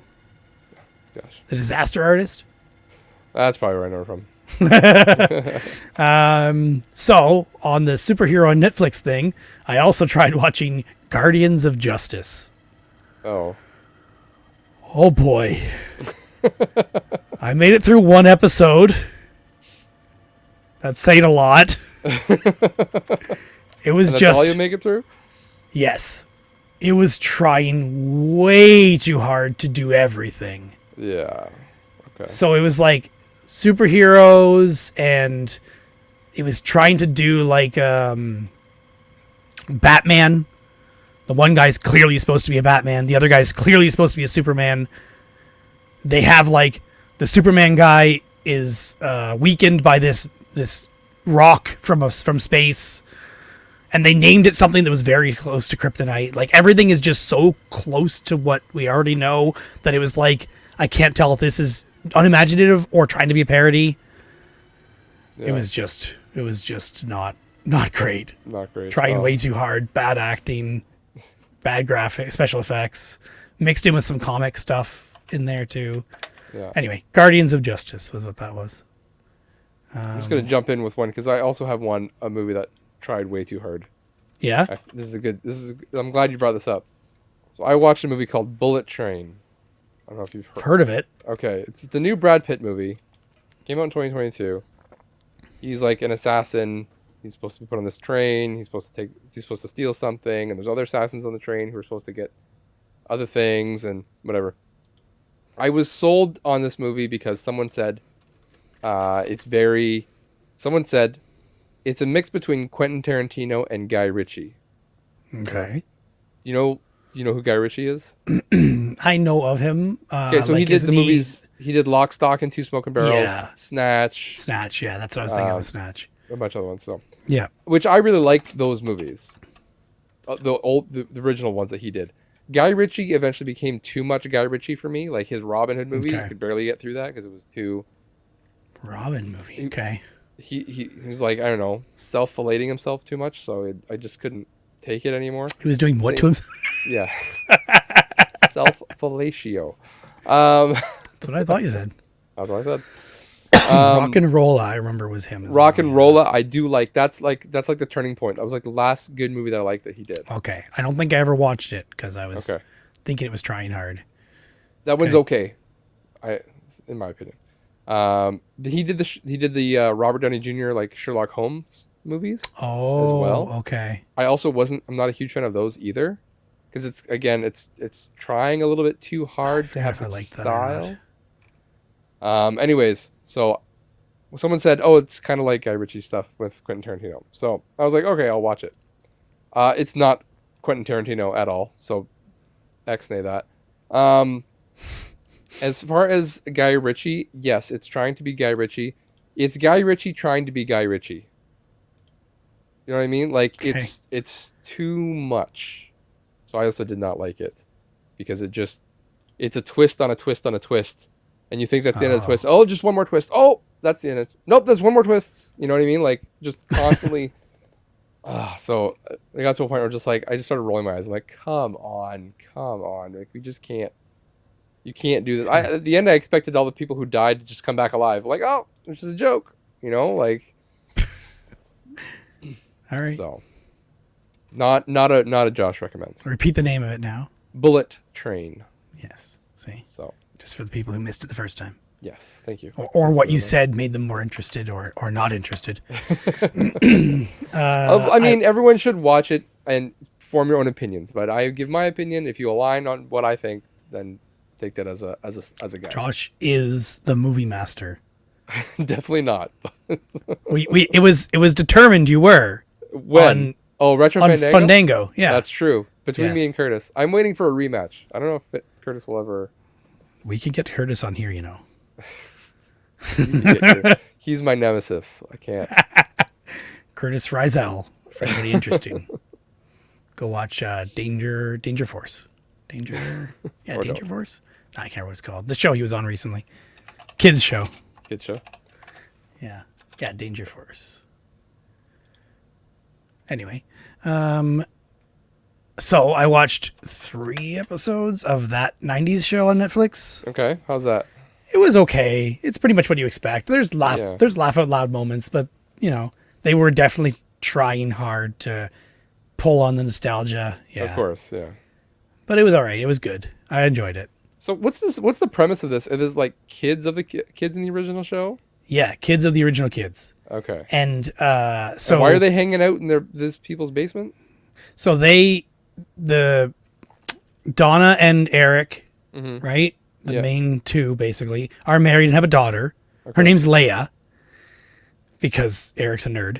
And they come visit their grandparents and they basically determine she's going to stay there for the summer.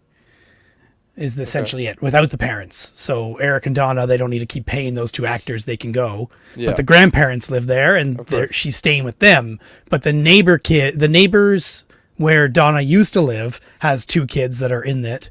And then the one has a girlfriend that's in it, like one of the new group. And then there's this other kid that I don't know if it's her brother or not. It didn't really explain as far as I remember. And then there was another one that is Kelso's son Okay. that happens to be friends with these other ones. Okay. So then they all meet up, and then I guess they So basically Donna says, "I'd rather them hang out in your parents' basement than go hang out on the street." Oh, okay.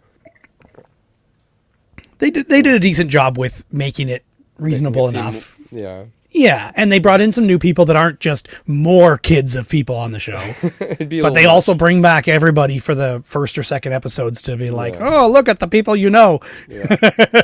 I saw the Ashton Kutcher and Mila Kunis Yeah, clip on Twitter, exactly. and I watched that. And I'm like, okay, yeah, it's fine. Yeah. They are what you expect, basically. Of course. Yeah. Aren't they married in real life? So Yeah, as far as my wife told me, I don't know. My wife said it was funny because they are. yeah. Yeah. I'm beyond halfway through my list. If that helps you now. Okay, I can kick one in here. The very first movie I watched of 2023 was the 2022 movie called The Outfit. It is Okay. really, really good, and I think everyone should go and watch The Outfit. You sounded hesitant saying that.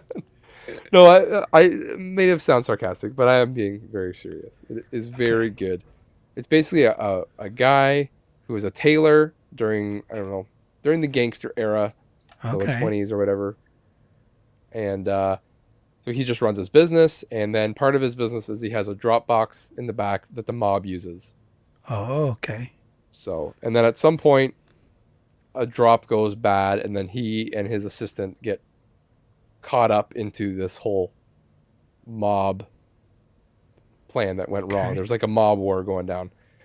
These 2 guys come in they've been shot, and now they've got to kind of hide them and there's a mystery that unfolds on top of it. Okay.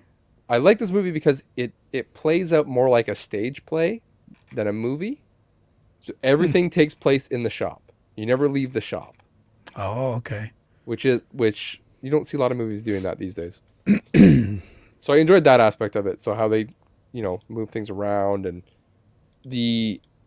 how they shoot something so you can see something happening in the background that the people in the foreground don't see, and how that builds tension. So that's also interesting. So Okay. go and watch The Outfit. Very good. Okay. I recommend. Thank you for repeating it. So I watched my kids and my wife watched it all, but Man vs. Bee on Netflix. Okay, With that's on Rowan my list. Atkinson. Yeah. For anybody who doesn't know, Mr. Bean. Yeah. He's basically a house sitter who is taking care of a really nice house as his job, like a Airbnb type thing, but it's his job to come house sit where they order him from an app. But there's a bee that gets in the house and he tries to get the bee. And you can imagine it goes Mr. Bean like over and over again for 10 episodes. As far as I know, it was 10 episodes. 9 or 10, I forget. But it's on Netflix. It's a Netflix original. 9 episodes, yeah. So I saw the first 2, I think, and then the last 1, I think, just because I was in and out doing things. And my wife and kids liked it a lot. I almost found it like too much like, oh, of course that's happening next. But that's kind of what Mr. Bean always has been. Yeah. So it's funny. And he's amazing. So Yeah. he makes it worth it. Yeah. Cool. Man versus Bee. Man versus Bee. I'll have to. I also watched. Sorry? That is on my list to watch. I just haven't got there yet. Yeah. Do it with your kids. I should. They do love Mr. Bean, so. Yeah, you probably should. I don't think there was anything that was inappropriate. There was a part with dog poop on his face. Yeah, okay. Well, That's my kids like probably the found that worst, hysterical. I think. So. Yeah, my kids loved it. I just don't know if I want them talking about that for the next 3 years. But they will talk about it regardless. I've got 2 boys. They talk about it regardless if they see it. It'll make them worse for that, but at least it's Mr. Bean. Yeah. Rowan Atkinson. He's great. So I watched season 2, episodes 1, 2, and 3 of The Legend of Vox Machina. Okay, yeah. Which is the D&D campaign D&D turned to an anime. Or I don't know if you consider it anime, but it's animated, whatever.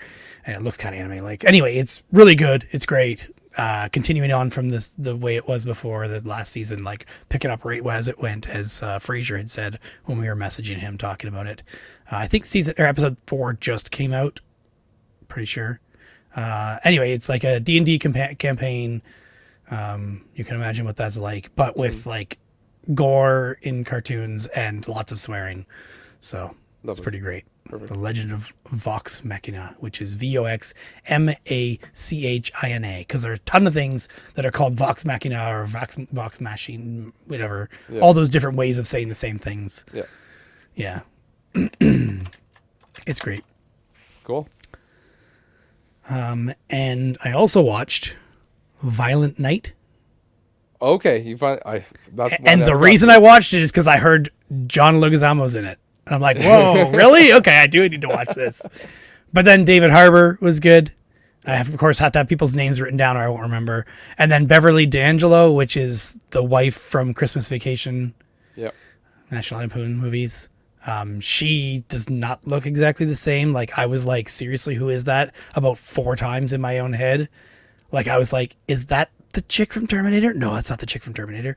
Is that the chick from, I can't remember who else I thought it was. But like so many times I had to second guess who it was until I looked it up. I'm like, Christmas movie, that makes sense for it to be her.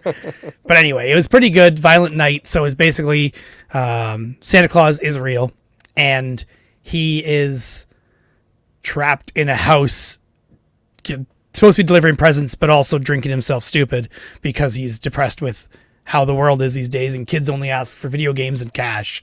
So these guys break into the house to kidnap the family and he decides to help them for reasons which you will find out when you watch it. Violent Night. Violent Night. It's on my Plex. I haven't got there yet. Again, gore. swearing like crazy, that's what and I want. hilarious. That's what I want. It was really good. I was worried it was going to be more along the lines of a horror movie. That's why I didn't watch it yet. Okay. I haven't seen Fat Man yet. So I assume it's more. That's the comparison I was about to make, because I went into Fat Man. I probably wanted something more Violent Night-ish. Okay. Yes. Okay. What I watched Fat Man with other people, and we were very disappointed. Okay. Yeah.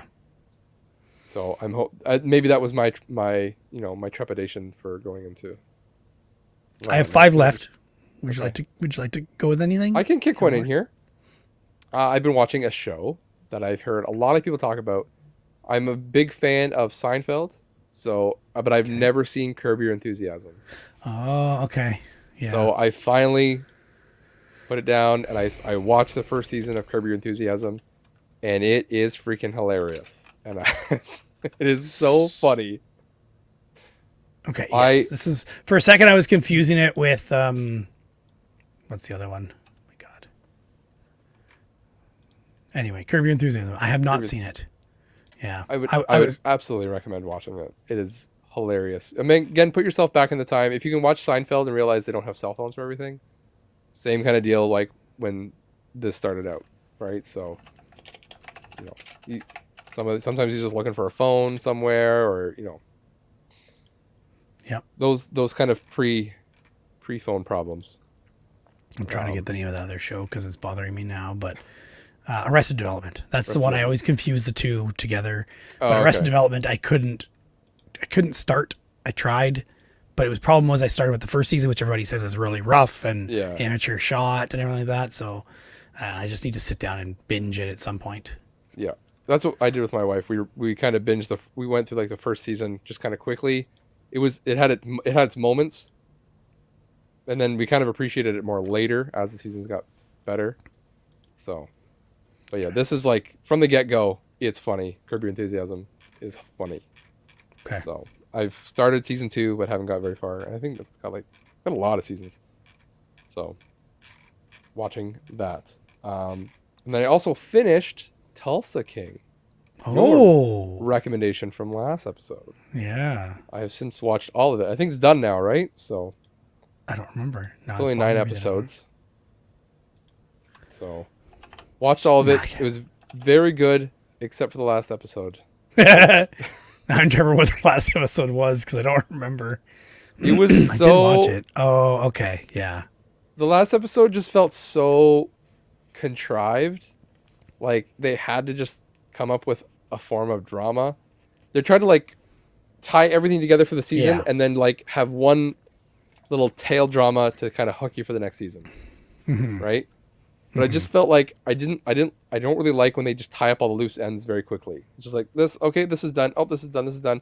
Everybody's happy. Now everybody's not happy. You know what I mean? Yeah. And it's watch the next season to find out, right? Yeah. They could have just done something different or had a different. They were doing so good. They were doing so well, and I think the last episode it kind of fell apart. I'm still gonna watch season 2 if it gets renewed. I assume it was just a thing they had to do to make a next season tantalizing to watch. Yeah.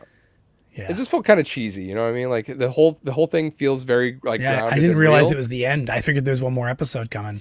So did I, and I was just like, okay, maybe they're just trying to hurry this up for the next episode. Did you check that there is a not? I checked the next week and there was nothing, so. Okay. I assumed it was done. I haven't checked since then. Okay. So, but yeah, Tulsa King, very good. Everybody should watch it. Thank you for the recommendation. Yeah, no worries. Anytime. Just listen to all the ones I'm recommending this time. I have 3 more movies. So. Okay, I have 5. So I shared on our Discord a YouTube video of a guy going through all of Nicolas Cage's movies. Mm-hmm. Basically like, this one was good, this one was bad, this is reasons why, here's the history behind it, that kind of stuff. And out of that, I pulled a few movies that I wanted to watch. Okay. And one of them was Trapped in Paradise from 1994 with Dana Carvey and John Lovitz playing Nicolas Cage's brothers who just get out of prison. One of them is a con man or con artist, and the other one's a kleptomaniac. And basically Nicolas Cage is trying to keep them from going back to prison, or trying to keep from doing wrong stuff for like less than half the movie. He tries to do that. And then it's a story of them literally trapped in a town called Paradise. Okay. It's pretty good. Like it has heartfelt moments, but also it has humor. And Dana Carvey, John Lovitz. I mean, how can you not like it? Yeah. Yeah. And then Nicolas Cage being Nicolas Cage. Perfect. He was a little bit less Nicolas Cage, but still decent enough amount of Nicolas Cage from 1994. Okay. Yeah. It was good. All right. I'll put a pin in that one. Okay. Keep going. All right. The next one. Also Nicolas Cage. Might have to put a pin in this one too. From 1989. Okay. Vampire's Kiss. Okay. If you think of Nicolas Cage's gifts that you always see, Yeah. about half of them are from this movie. Okay, perfect. Like the one where he points and the head turn. Yeah. And That's from this movie. Yeah. The one where he goes A, B, C, D, E, F, G, H, I, J. That's also from this movie. The one with the vampire fangs, the little like Halloween costume vampire fangs, that's from this movie. I cannot tell if this was a low budget movie or if they were trying to do something artistic. It's really hard to tell what they were going for. Okay. I don't want to ruin anything because there is an actual story that kind of unfolds and you're like, oh, okay, at least they did something. But he's so Nicolas Cage in this movie. Like, you want to see Nicolas Cage's most Nicolas Cage? This movie. Perfect. Okay. If you don't watch this movie, you cannot be a fan of Nicolas Cage. I never said I was. You created a Nicolas Cage channel in our Discord. That doesn't mean I'm a fan. Okay, even if you like to make fun of Nicolas Cage, you still have to watch this movie. Yeah. Vampire's Kiss. It's on my Plex. All right. Yes. Okay. You want me to, that's my last Nicolas Cage one here. Okay. Yes. You got something? Before I get to my, I'm saving one for the end. So I'm okay. I have three more and they're all good. Okay. I watched a movie called The Banshees of Inisherin. Why did I just hear about this today? Kevin just tweeted about it today that he buried on our Canadian grooves. It's Irish movie? It's an Irish movie. Yeah. No, this wasn't from Kevin. Kevin either tweeted it today or yesterday. Yeah, but I just heard people talking on a podcast. Oh, really? I think it was that monster or the two comedians that do a podcast together. I think one of them talked about it. Why can't I think of the name of this podcast now? I was just listening to it and one of them brought up Boogie Monster podcast. Yeah. One of them just talked about it. Okay. Kyle Kinane and Dave Stone. Dave Stone? Yes. One of them just brought it up, I think. Pretty sure. Anyway, they're talking about the accents being very strong. I didn't think they were too bad. Okay. They're American hicks, so that's why they had problems with their accents, I think. Those uncultured swine. It was like just 2 hours ago or 3 hours ago now when I was snowblowing in the driveway that they talked about it. So it's directed by Martin McDonagh, and he's one of my favorite directors. I've liked. Well, I should say that every movie I've seen from him so far, I haven't seen that. I'm not gonna say I've seen everything he's done. Every movie I've seen from him, I've loved. One of them being my most favorite movies of all time, being In Bruges, which is one of our Christmas movies we're considering doing last year, I think. Okay. I love that movie. I saw it twice in theaters. I watch it all the time. It's great. Yeah. This is, if you've seen In Bruges, this is the same two actors. So Brendan Gleeson and Colin Farrell. Oh, yes. Coming back together, doing this one again. It's very off kilter. It's very strange. It's a bit out there, but it's charming and strange. And it's great. I don't even know how else to describe it. So just the premise of the movie is basically there's these two friends. They've been friends forever, and then one day one of them decides he doesn't want to be friends anymore. Okay, yes. And how does that affect? Oh, he also did Seven Psychopaths. Yes, I and love Seven that movie. Psychopaths. I Yeah. really like and that movie. three billboards outside of Ebbing, Missouri, Which I haven't seen yet. Hilarious, great. I mean, one's on my hilarious for a list. bad reason, but he does dark comedy, right? So Yeah, I it's really like serious. Seven Psychopaths. Yeah, so you'll like this too. So definitely watch. Everyone should watch it. It's long though. It's like 2 hours ish. So Okay. you got time for it. Have you seen Six Shooter? He also directed. No, I haven't seen that one yet. Okay. Because I swear I've heard of it. It actually has that Brandon Gleeson guy too. You know how there's certain actors that Brandon. just work with directors over and over, right? Yeah, Like I can see that. Johnny yeah. Depp and what's his name? Well, and they're both Yeah, Irish, but I'm assuming, Tim because a Burton. lot of these are Irish. Yeah. Yeah. And he's Irish too, I think. So Says he was born in the UK, England. no, well, never mind then. You don't get the Alright, accent through the directing. But when he does 3 Irish movies in a row, or 3 Irish movies that are famous, you kind of wonder. Yeah. Anyway, All right, go ahead. I watched with my wife the first RoboCop, like the RoboCop, first movie. Yeah, with Peter Weller. Yeah, And Red from that '70s show and '90s show. Yes, that's what we watched that like the day after. I think we watched that '90s show. It was good. I liked it. I was surprised. It holds up, right? It does. There's some stuff that's like campy or like of course. feels forced, but it's like for that time, like can't even believe how good it is. But I had a memory that I forgot I was obsessed with the RoboCop TV show for a while. Because that was on Showcase, I believe, here. When I was, I don't know, I would guess like 8 or 10 years old. Yeah, I think I had totally forgot that I liked it. But her calling him Murphy was just like the thing that brought it back. Because in the TV show, that she said that all the time. Yeah, I think I've seen a few episodes, but I never watched the show religiously anyway. So I might have just watched it when I was at a friend's house. We never had cable, so. Oh, it says it's a Canadian series too. 94. RoboCop was a Canadian series? That's what it says. Maybe it was Random. Canadian produced. Random. Should try to find those. Yeah, I should try and find that. I really liked that show. Anyway. Yeah, RoboCop good. Next, RoboCop 2. I should. All right. My last one before I got 2 more. So. Okay, I got 2 more. Okay, I'm gonna end. I want to end on one. So you either go 1 extra one now or 2 next time. What do you want to do? Whatever you want. I don't care. Okay, I'll do 1, then you do 2. Okay.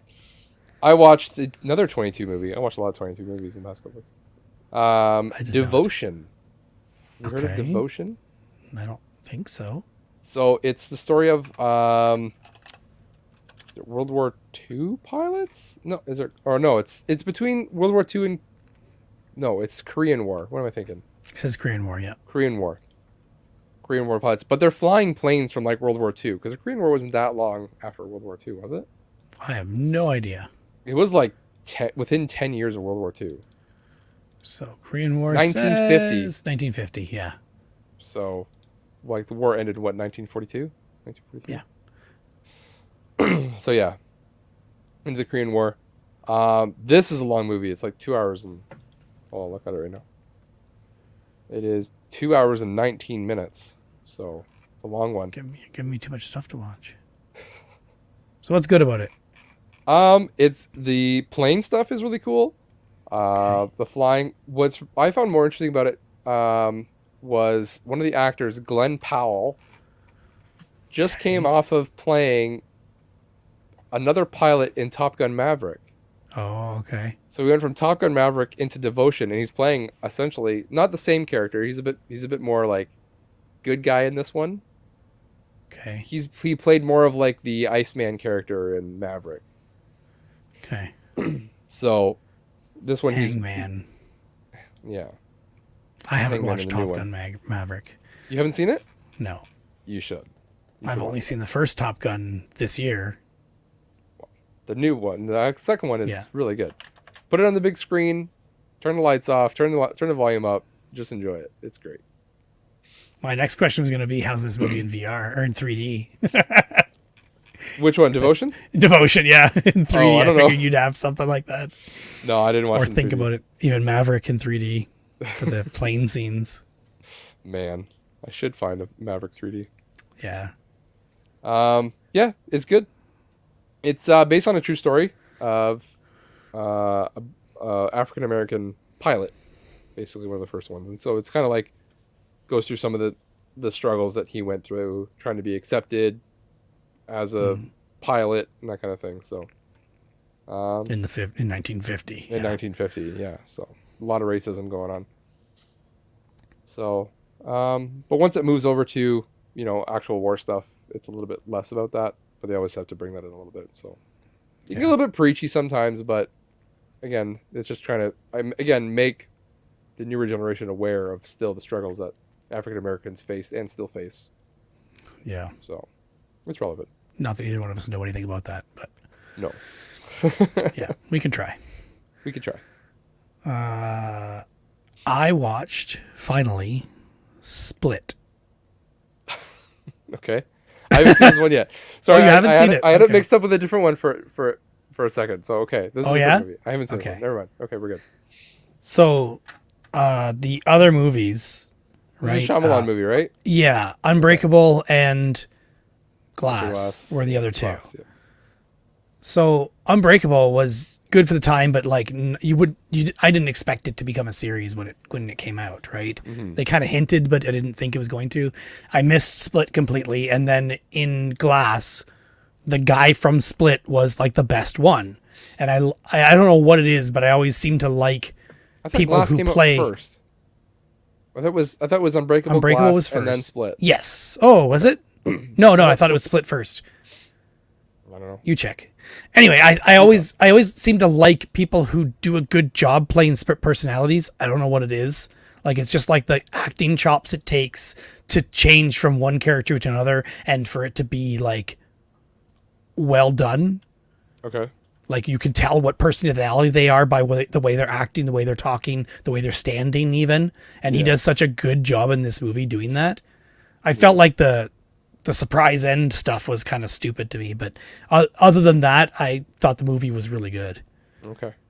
Yeah. You're right. Split came first, then Glass. Okay, I thought so. And James McAvoy is like usually good in pretty much everything he does. So Yeah, that's what I thought. I remembered when I read his name. I'm like, yeah, I'm sure this guy's in other stuff, but I don't know what.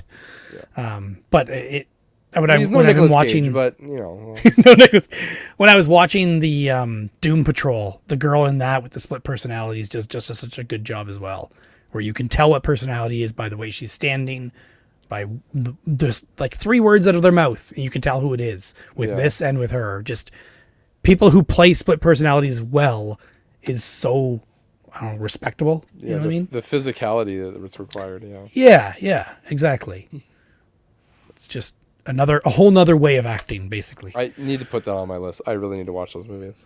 Yeah, you haven't seen any of them, or you don't I've remember? seen Unbreakable many times, Okay. but Yeah, I haven't okay. seen the other ones.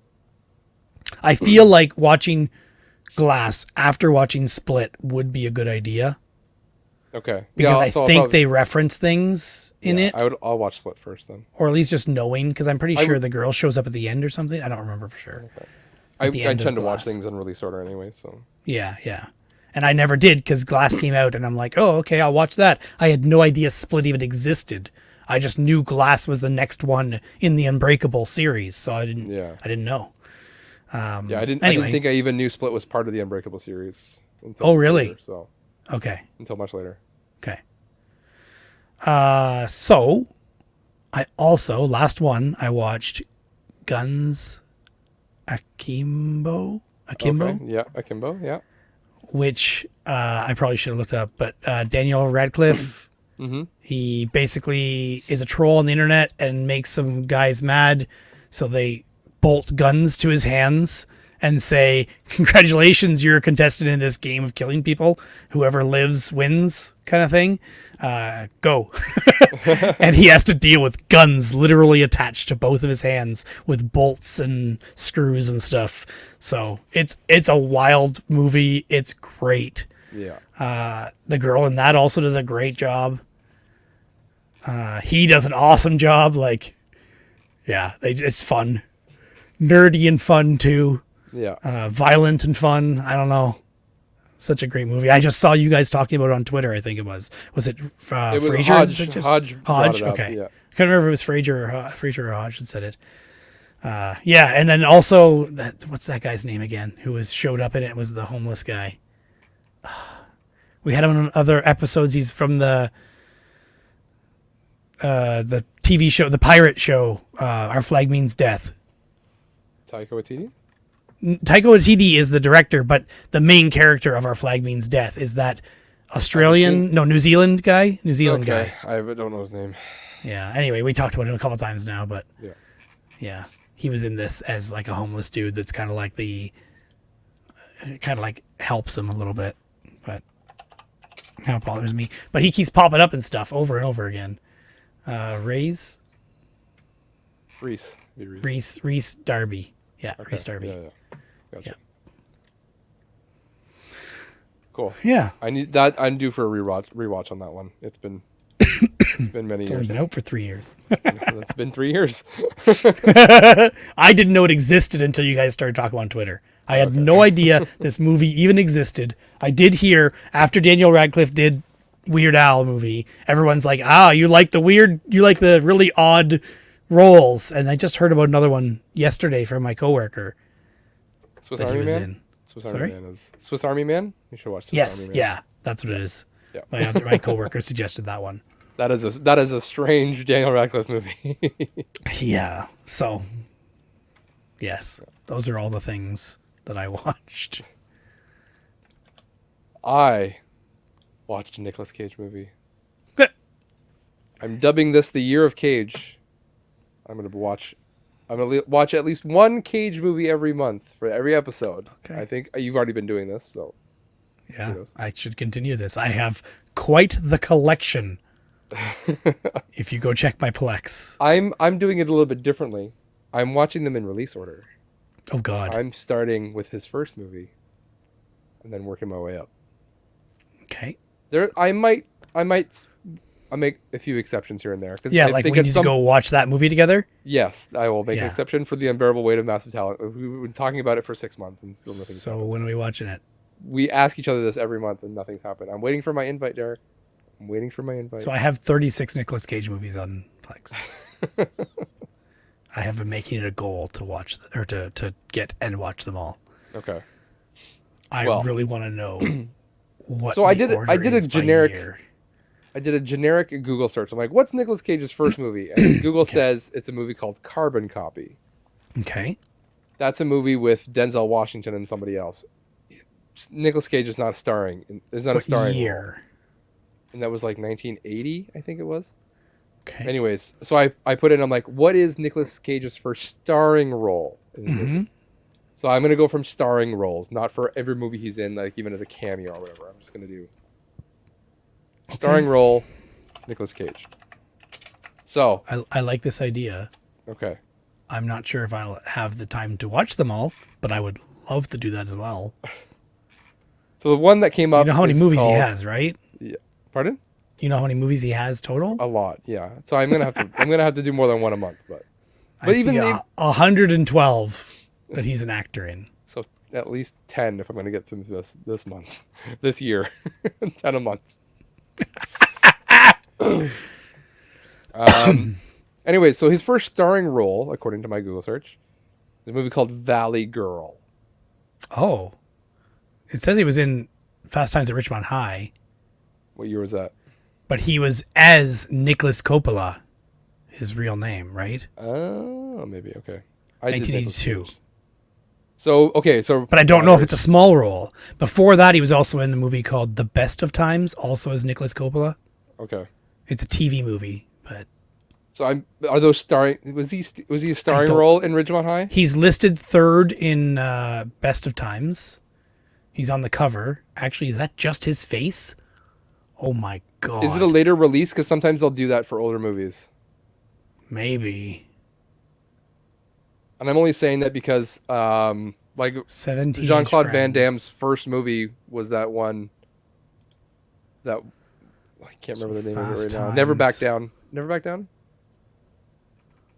So Fast Times he doesn't show as the like on the main top cast section. Okay. So I'm assuming he's a minor role in that one. Okay, possibly. But he does for this Best of Times, the Best of Times.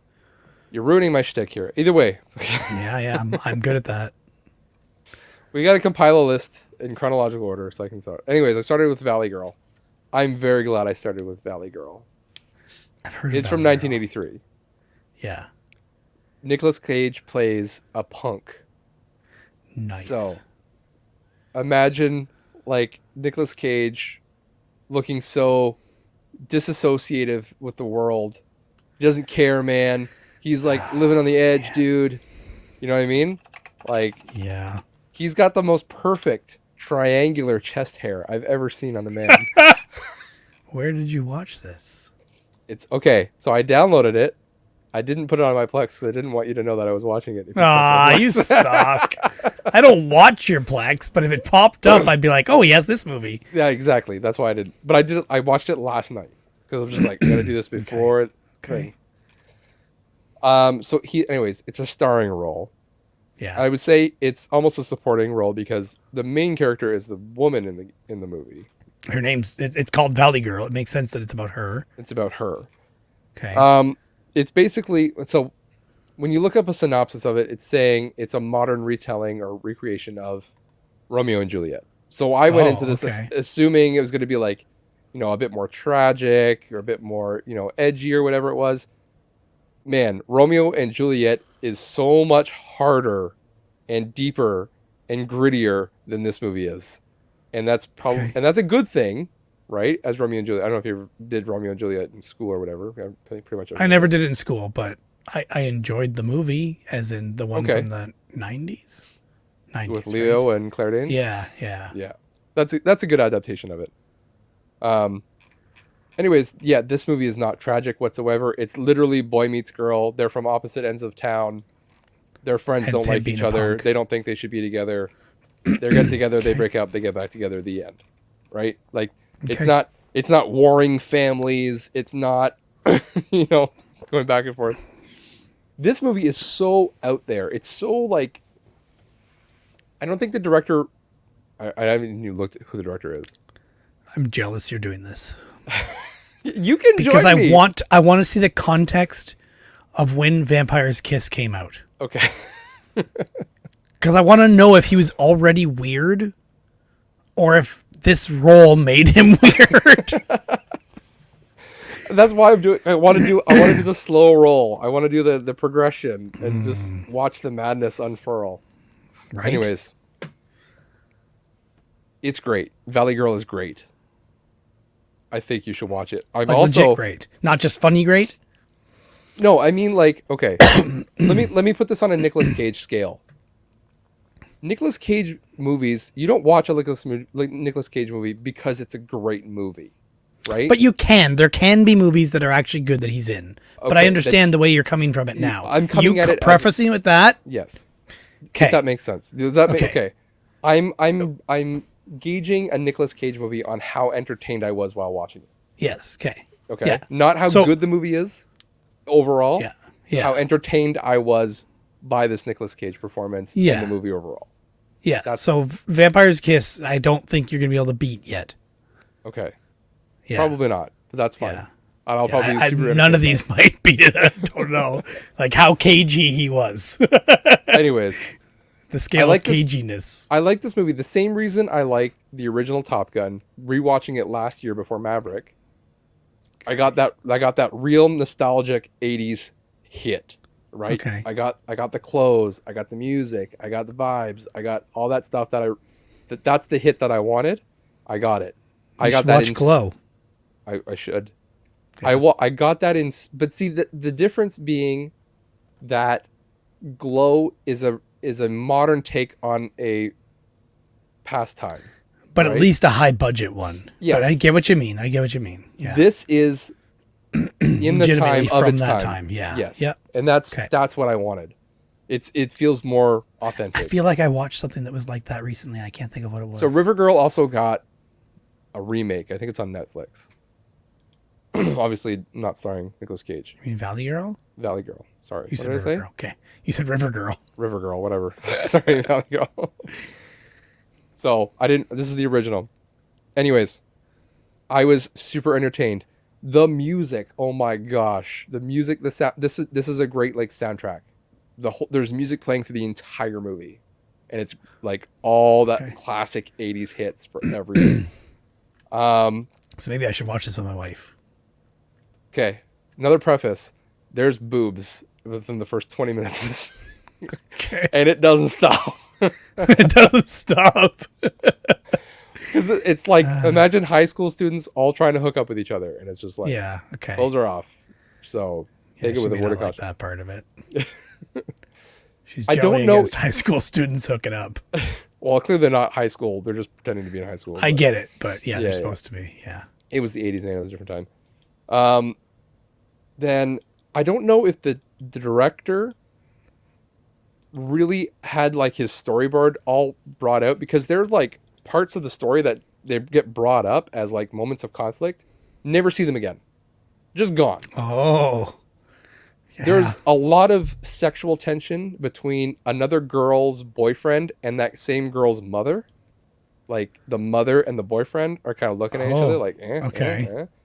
They get to like, he goes to their house while the girlfriend's not there, and the mother and him are talking, and it's just like, I'm waiting for the bounce wow to like happen at any minute for this. Mm-hmm. Nothing happens. It just goes away. It's gone. Never talk about it again. Could easily have been either writing, directing, or editing problem, right?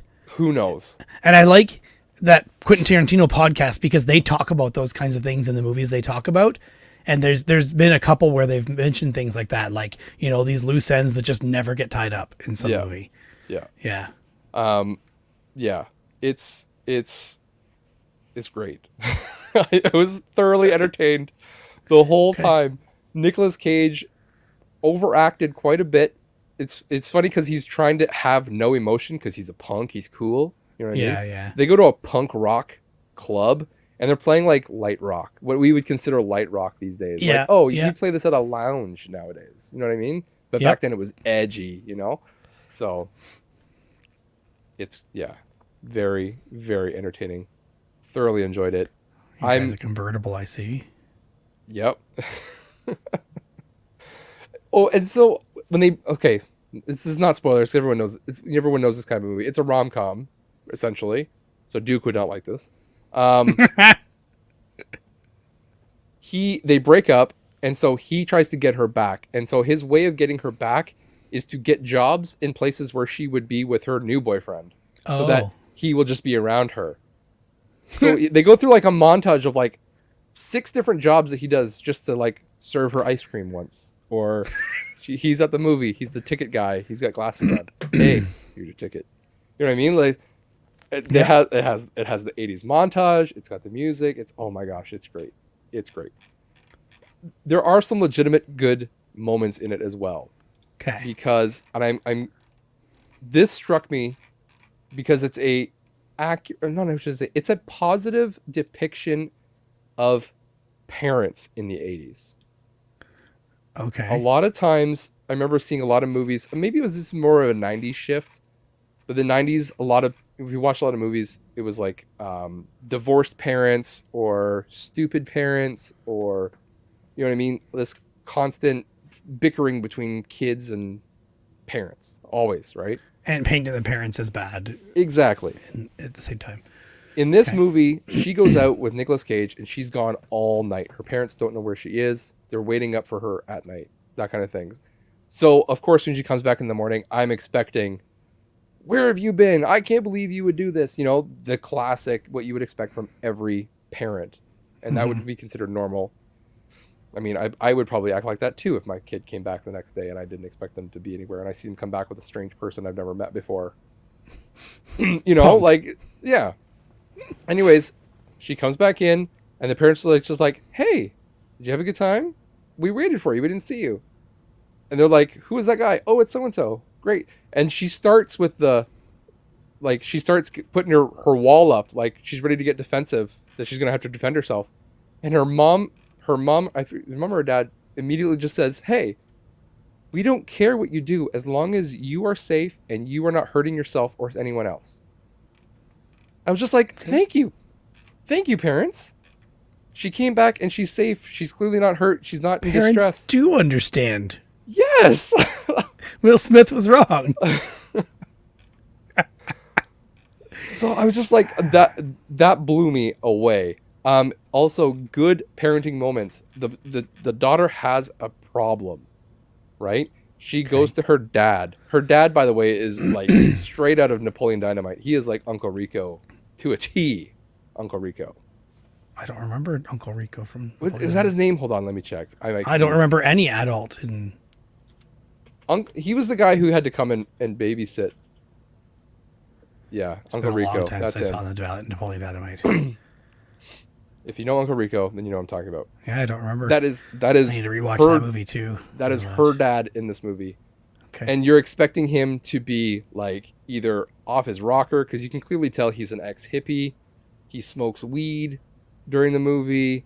You can tell his wife or her mom is definitely like a younger actress. They just like put gray hair in her and put glasses on to make her look older. That's good. Only the best.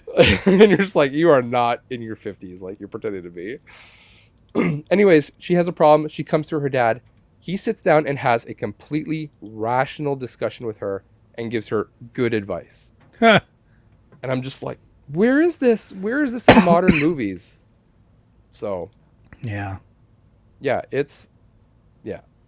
So my idea here was to tier list these movies so we could have a running tier list. I haven't figured out how to quite do this. I was going to use Tier Maker.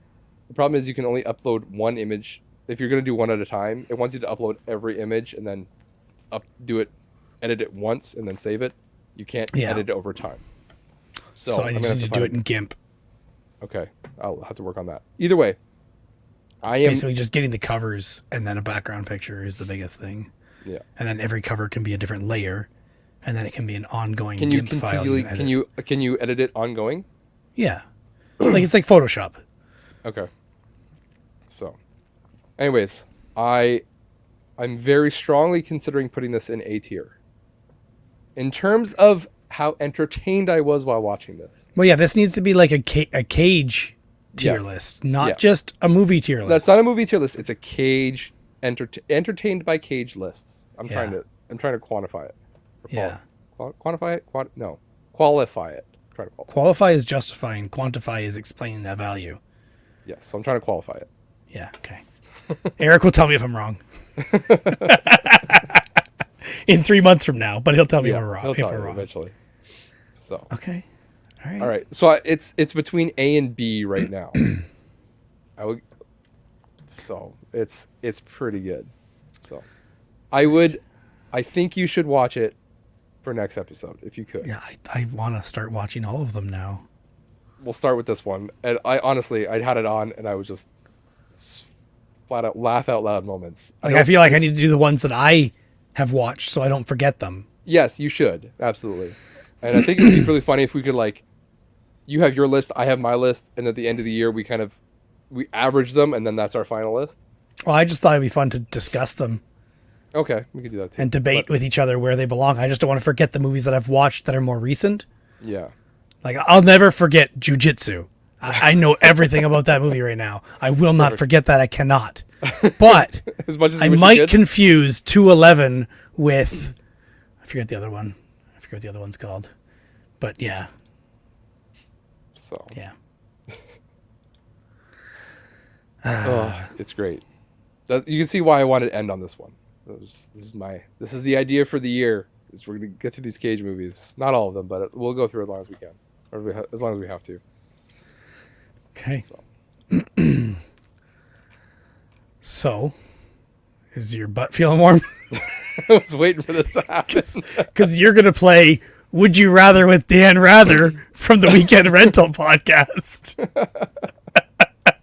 I forget exactly how they did their questions, but basically everything had Dan Rather questions. Would you rather? So number one, this is questions for you. You remember who Dan Rather is? Is that what you were Googling? I don't really know I couldn't remember either. It's just funny because they made it up and rather. So would you rather go into the past and meet your ancestors, or go into the future and meet your great-great-grandchildren with Dan Rather? Oh. I'll take my great-great-grandchildren with Dan Rather. Okay. Would you rather win the lottery or live twice as long with Dan Rather? He has to be with you all the time. Oh, I'll take the lottery on that one, I think. Okay. Would you rather become Dan Rather or stay as you? Considering I don't really know who Dan Rather is, I'll stay as me. But actually, you know what? He's probably got a lot more money than me, so maybe. But he is pretty old. That's okay. I'm ready to go now, anyway. So. Okay. Would you rather listen to music from the 70s or listen to music from today with Dan Rather? Like you're stuck listening to just that music, let's say. I'll probably do 70s. I like a lot of the older stuff better than the new stuff. Me too. Would you rather explore space with Dan Rather or the ocean with Dan Rather? Ooh, space with Dan Rather. Okay. Absolutely. I literally just took would you rather questions and put Dan Rather in there. Dan. For your birthday, would you rather receive cash or gifts from Dan Rather? Cash. Because he doesn't know you good enough to give you a good gift. No. That makes sense. Yeah. All right, that's the end of the Would You Rather with Dan Rather. However, it's not the end of your hot seat. Oh, okay. That was just question one of the hot seat. Well, it's 6 questions, but it's part one of the hot seat. So for part 2, I did the trendy thing, and I went to ChatGPT. Okay. Does everybody know what ChatGPT is? This is the AI thing, It's right? an AI that understands human language words and has like an encyclopedia knowledge, basically. Okay. So I said to ChatGPT, could you come up with a funny quiz for me to ask my friend on a podcast? And its response was, sure, here's a short quiz you can use. Number 1, what do you call an alligator in a vest? Oh, I feel like I should know this one. Yeah, you should. But an investigator. An investigator. Yeah, that's right. Yeah. Okay. Why did the tomato turn red? Oh, you put me on the spot, man. That's all right. Because it saw the salad dressing. Okay, gotcha. What do you call a pile of... These are just dad jokes. Oh, yeah, they are.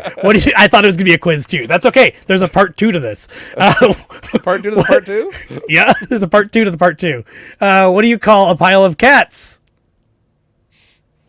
A mountain. A mountain, yeah. How does a penguin build their house? It glues it together. Okay. Why don't scientists trust atoms? Because they make up everything. So I said, what about a video game trivia quiz? Okay. Was my response to the bot. Sure, here's a video game trivia quiz you can use. Question 1. In what year was the first Super Mario Bros. Game released? Wasn't it like 85? 85 is correct. Okay, ding, ding, ding. Number 2. What is the name of the protagonist in the Half-Life series? I know this. You should know this. I've never played Half-Life. Okay, that's on you, isn't it? It is. Gordon Freeman. Ooh. Oh, that's right. Gordon Freeman. All right. This one I don't freaking know, but who's the main villain in the Final Fantasy VII game? I'm making sure that's 7. It is Sephiroth. Okay. So I would have known that. I know the name, but I don't know. I've never played it, but I've heard a lot of people talk about it, and I was just like, this is the only name I kind of know that's not a good person? Maybe? In the game Overwatch, what is the name of the character? Sorry, what is the name of the robot character who can teleport short distances? It's a robot character? A I robot? think it was a robot. Anyway, just say character. It's that girl, right? Yeah, it is. But what's her name? Oh, what's her name? I wouldn't have remembered. Seeing it, I'm like, yeah, for sure. But I wouldn't have remembered. My friend played her all the time. That's all right. We don't need to waste time. Okay. It just makes you puts you on the spot. That's the fun part. I'm Tracer. trying to get Tracer. Her name's Tracer. Yeah. Okay. In the game Legend of Zelda: Ocarina of Time, what is the name of the princess Link must rescue? Zelda? So I can easily just say, give me 5 more, and it'll give me 5 more questions. Oh, no, I disconnected. Part 3 to part 2? Yeah. I think it timed out because I had it left open for so long, but it's not a big deal. We don't need more. I just thought it'd be funny if I made you answer 5 more. GPT quiz. Sounds like a good segment to me. Right? I think that's a segment that should probably stay.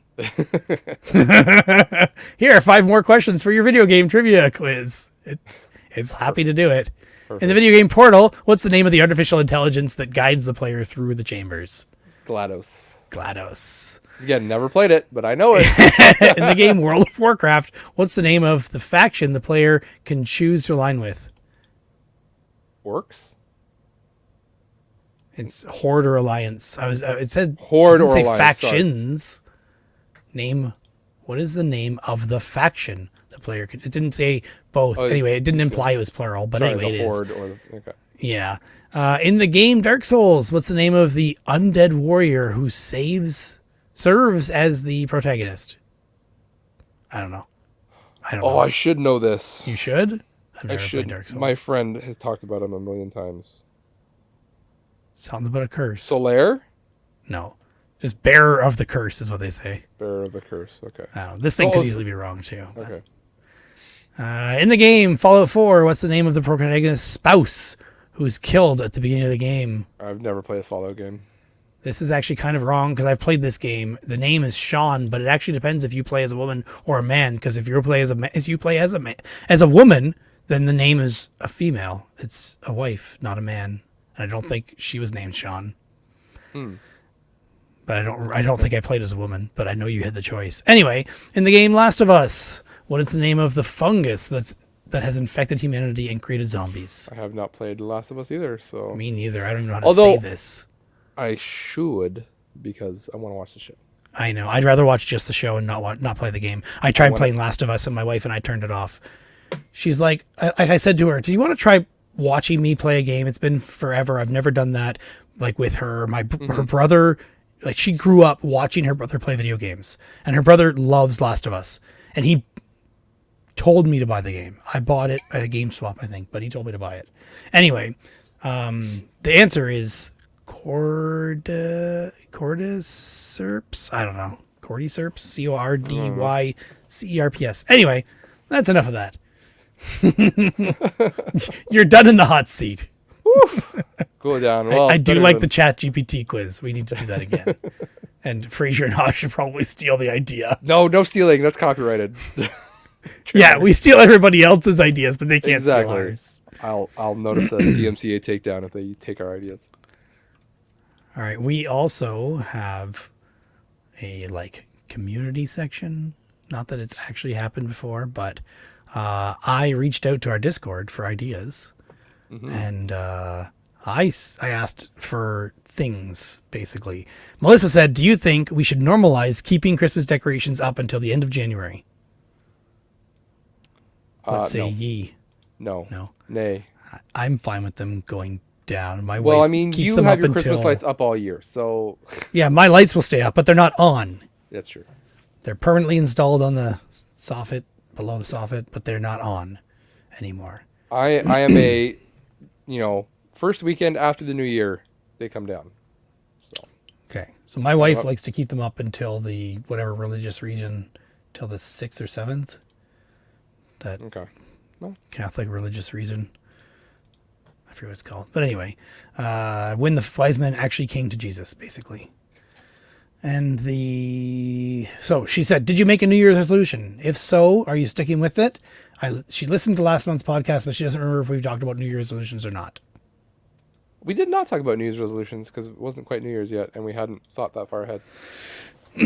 I never do a New Year's resolution. That's I kind of never. a long-standing stance with me that, in a way, I think, why make a change just at the beginning of the year? Why not do it all the time? Yeah.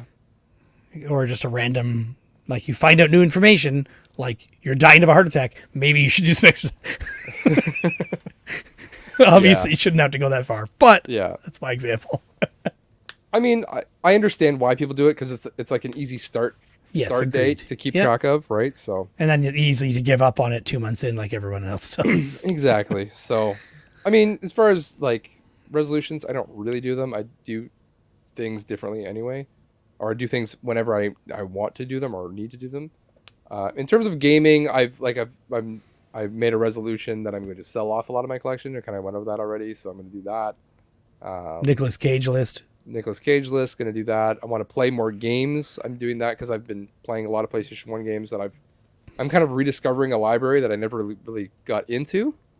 So it's been fun kind of digging into that as much as I never thought I would ever get into a PlayStation, like PS1.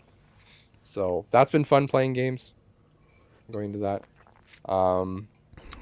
What else? Oh, I've been trying to lose weight, so I've been working on that. But that wasn't since like that's not since New Year. That's been since like Barry Game Exchange. Okay. I started just before that, trying to lose weight. So I should be working. doing that as well. And New Year's resolution is a good reason, but I also would not do it just because of that. Yeah, I've been talking about doing it for a while, or to myself at least. Like, I want to ride my bicycle more.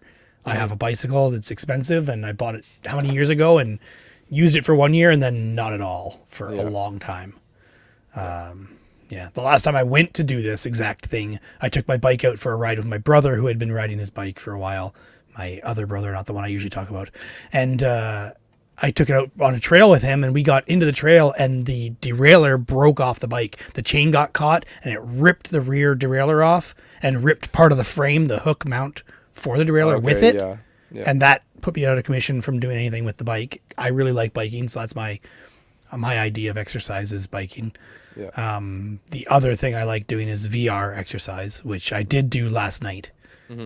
But I've been out of doing any exercise for so long, I need to take it easier. I'm going to hurt myself. or just like, Yeah. hurt myself or be too exhausted to keep exercising. Yeah.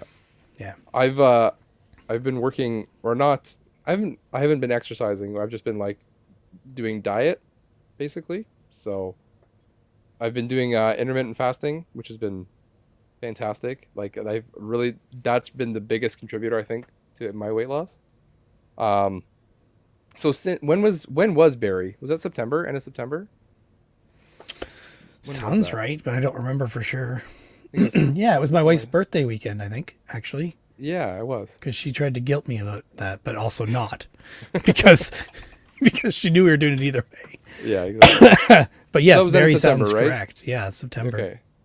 So anyway, so since end of September, I've cut out most of the sugar out of my life. September 15th. September was 15th. the Okay, so mid Sunday. September then. Yeah. Mid September. So yeah, cut out sugar, soft drinks, candy. Sounds terrible. But I see, would I totally rather do the opposite where I eat the same and I just exercise. exercise more, yeah. But see, I don't really have a sweet tooth. Like my see, I sweet tooth, do. my sweet tooth was pop, iced Okay. tea. I would drink sweet drinks all the time, especially in I'm sitting in a truck all day and bouncing around. It's not like I just packed on the pounds basically. So I was like my heaviest I'd ever been. So I finally one day, look at yourself. You're just like, I don't like looking like this anymore. So I just decided to make a cake. I couldn't even tell you what day it was exactly. That's how. Just one day I was just like, oh, today, sure, today. I'm gonna do it. So that kind of shows against my New Year's resolution. I just kind of picked a day and did it.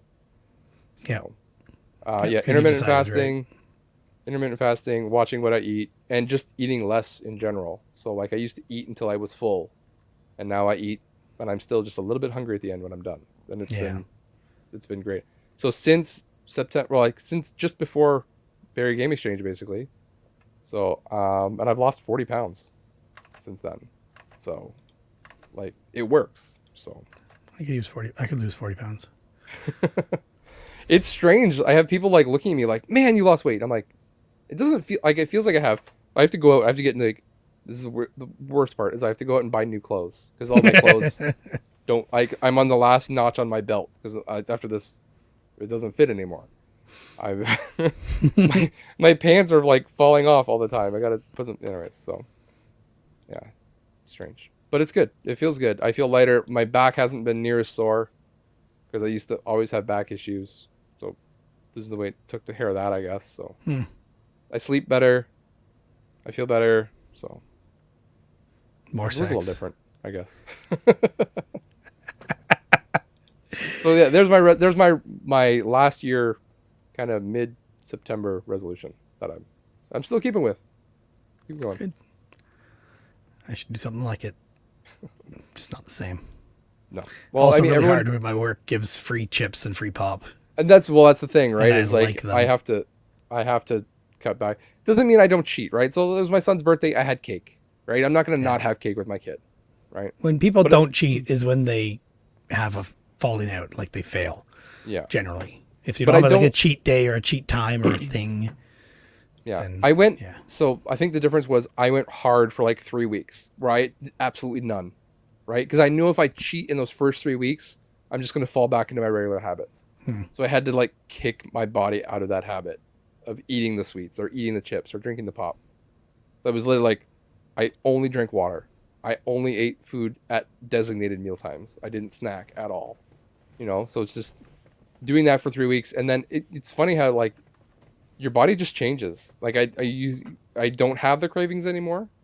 Like once in a while I will, but very rarely does my body just like, I need whatever chips or whatever. So you find you just don't want it anymore. And that's the biggest help. But the hardest part is getting through those first couple of weeks. And same thing, like if we have a drivers meeting at work and they bring in McDonald's and Tim Hortons for all the drivers, and I have to sit there and I just watch everybody else eat and drink and I don't touch it. I have a coworker who's doing that thing right now, and our director brought in donuts for everybody, and then she just kind of sits there with like, no, I don't want one. And then I call out my manager or my director saying, you realize she can't have one right now, right? And he's like, oh no, he felt so bad. I'm like, haha, you feel bad. So he's trying to find some kind of alternative, and she's like, I don't know, here's grapes. a carrot. Like, Yeah. Well, I'm doing intermittent fasting where I don't even eat or drink until yeah, 11 my friend a.m. does that, and that's one of the things Hodge did as well, I believe. Did he? Okay, I believe so. Even Fraser, I think, is doing it. Maybe. Probably, I think he said that he did do a post about that about what he's doing on Facebook, I think, recently. Yeah. Yeah. So it's been working. So, anyways, move on. Melissa's other question is, why is Josh always so late? I got 2 kids. So do I.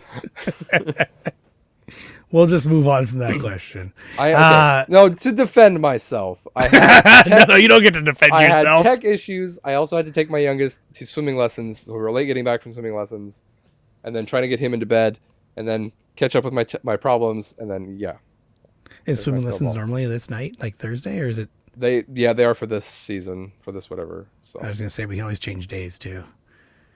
It was fine. It was just like everything just got pushed a little bit later. So I was like, I'll be good for 9. Talk to you at 10 on. 10, I'll talk to you at 10 next 9? Week. That was okay. And then I had technical issues. My webcam wouldn't work over USB. I had to use a different USB port for some reason. Yeah, see, I'm not alone. It's going through a hub to another hub to a USB port. And that's working better than plugging into USB port just in the back. Random. I don't understand.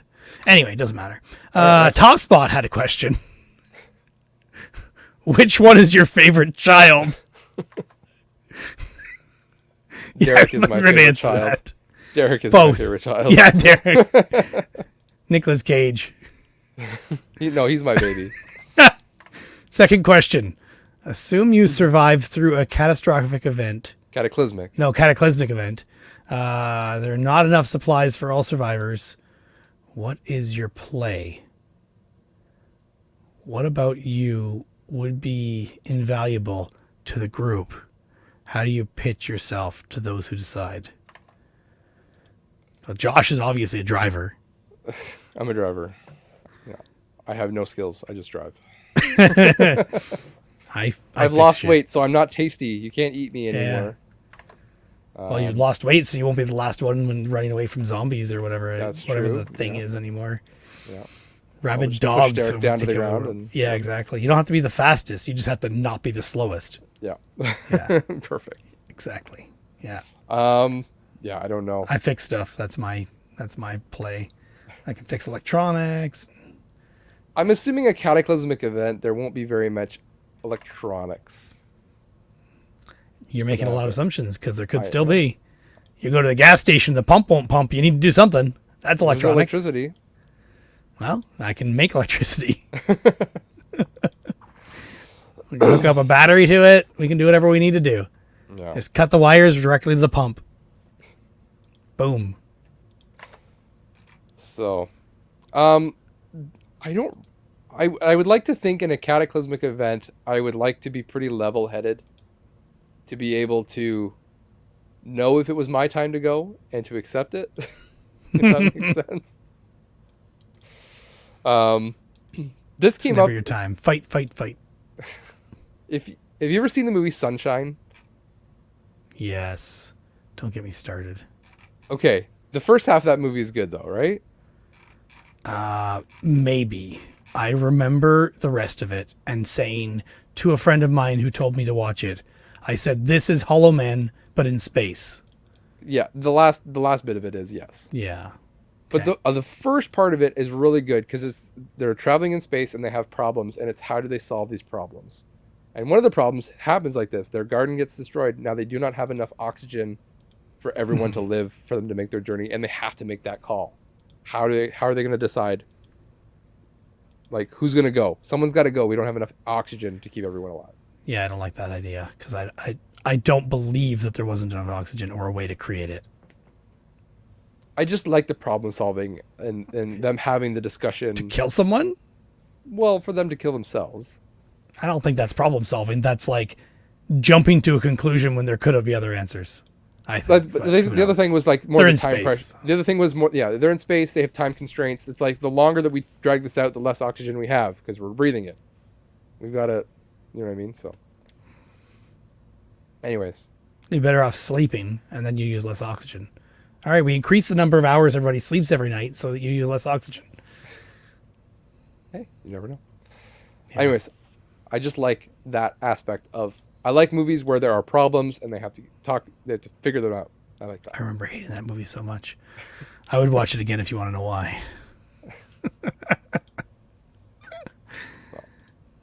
I like the first part.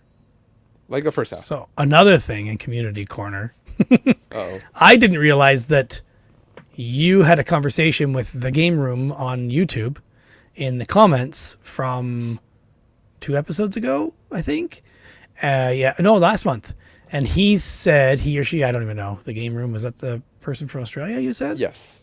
And they said that on IMDb, you can now see Parents' Guide on movies. I didn't realize this until literally, 5 days ago. I noticed it when I was on IMDb in the app, that it gives you recommendations, kind of like commonsensemedia.org, on what's in the movie that may not be okay for kids. Mm-hmm. And does a really good job, and it's also already on IMDb, so why mess around with Common Sense Media in a way? So that was cool that you guys discussed that. I just didn't realize I didn't see that. Okay. Yeah. Yeah. And then Thank you you, insulted the Game yourself. Room. I did insult myself, yeah. I can always appreciate you insulting yourself. Yeah. So we have a YouTube channel, everybody. If you're watching this on YouTube, thank you. If you're not watching this on YouTube, you can. Although, probably better numbers are probably on audio. I think we get more audio listeners than we do video listeners, but I could have just checked that, but I didn't. that's fine. And our most listened to episode on audio is episode 2, in case you're curious. That's a new record. Right? A new record, yeah. And episode 17 is the next highest. Random. What's that one? The $1,000 find? No. I can't read what this is. Epitaph. What the heck is this? A retro? Epitome of Epitome. retro. Jesus, that word. The epitome of retro is Yeah. 17. And That's one of Canadian retro. next most listened to. And then the $1,000 fine is the next most. Okay. Fine. I remember the $1,000 fine was like one of our highest ones for a long time. Okay. Yeah, so that's number 3. Okay. And then there's a larger gap to the next ones. From the top to the next 2 is a large gap, and then from the 3rd to the 4th is a larger gap too. So really, I just got to come up with better episode titles. Maybe. Yeah. And 60% of our listeners are in Canada.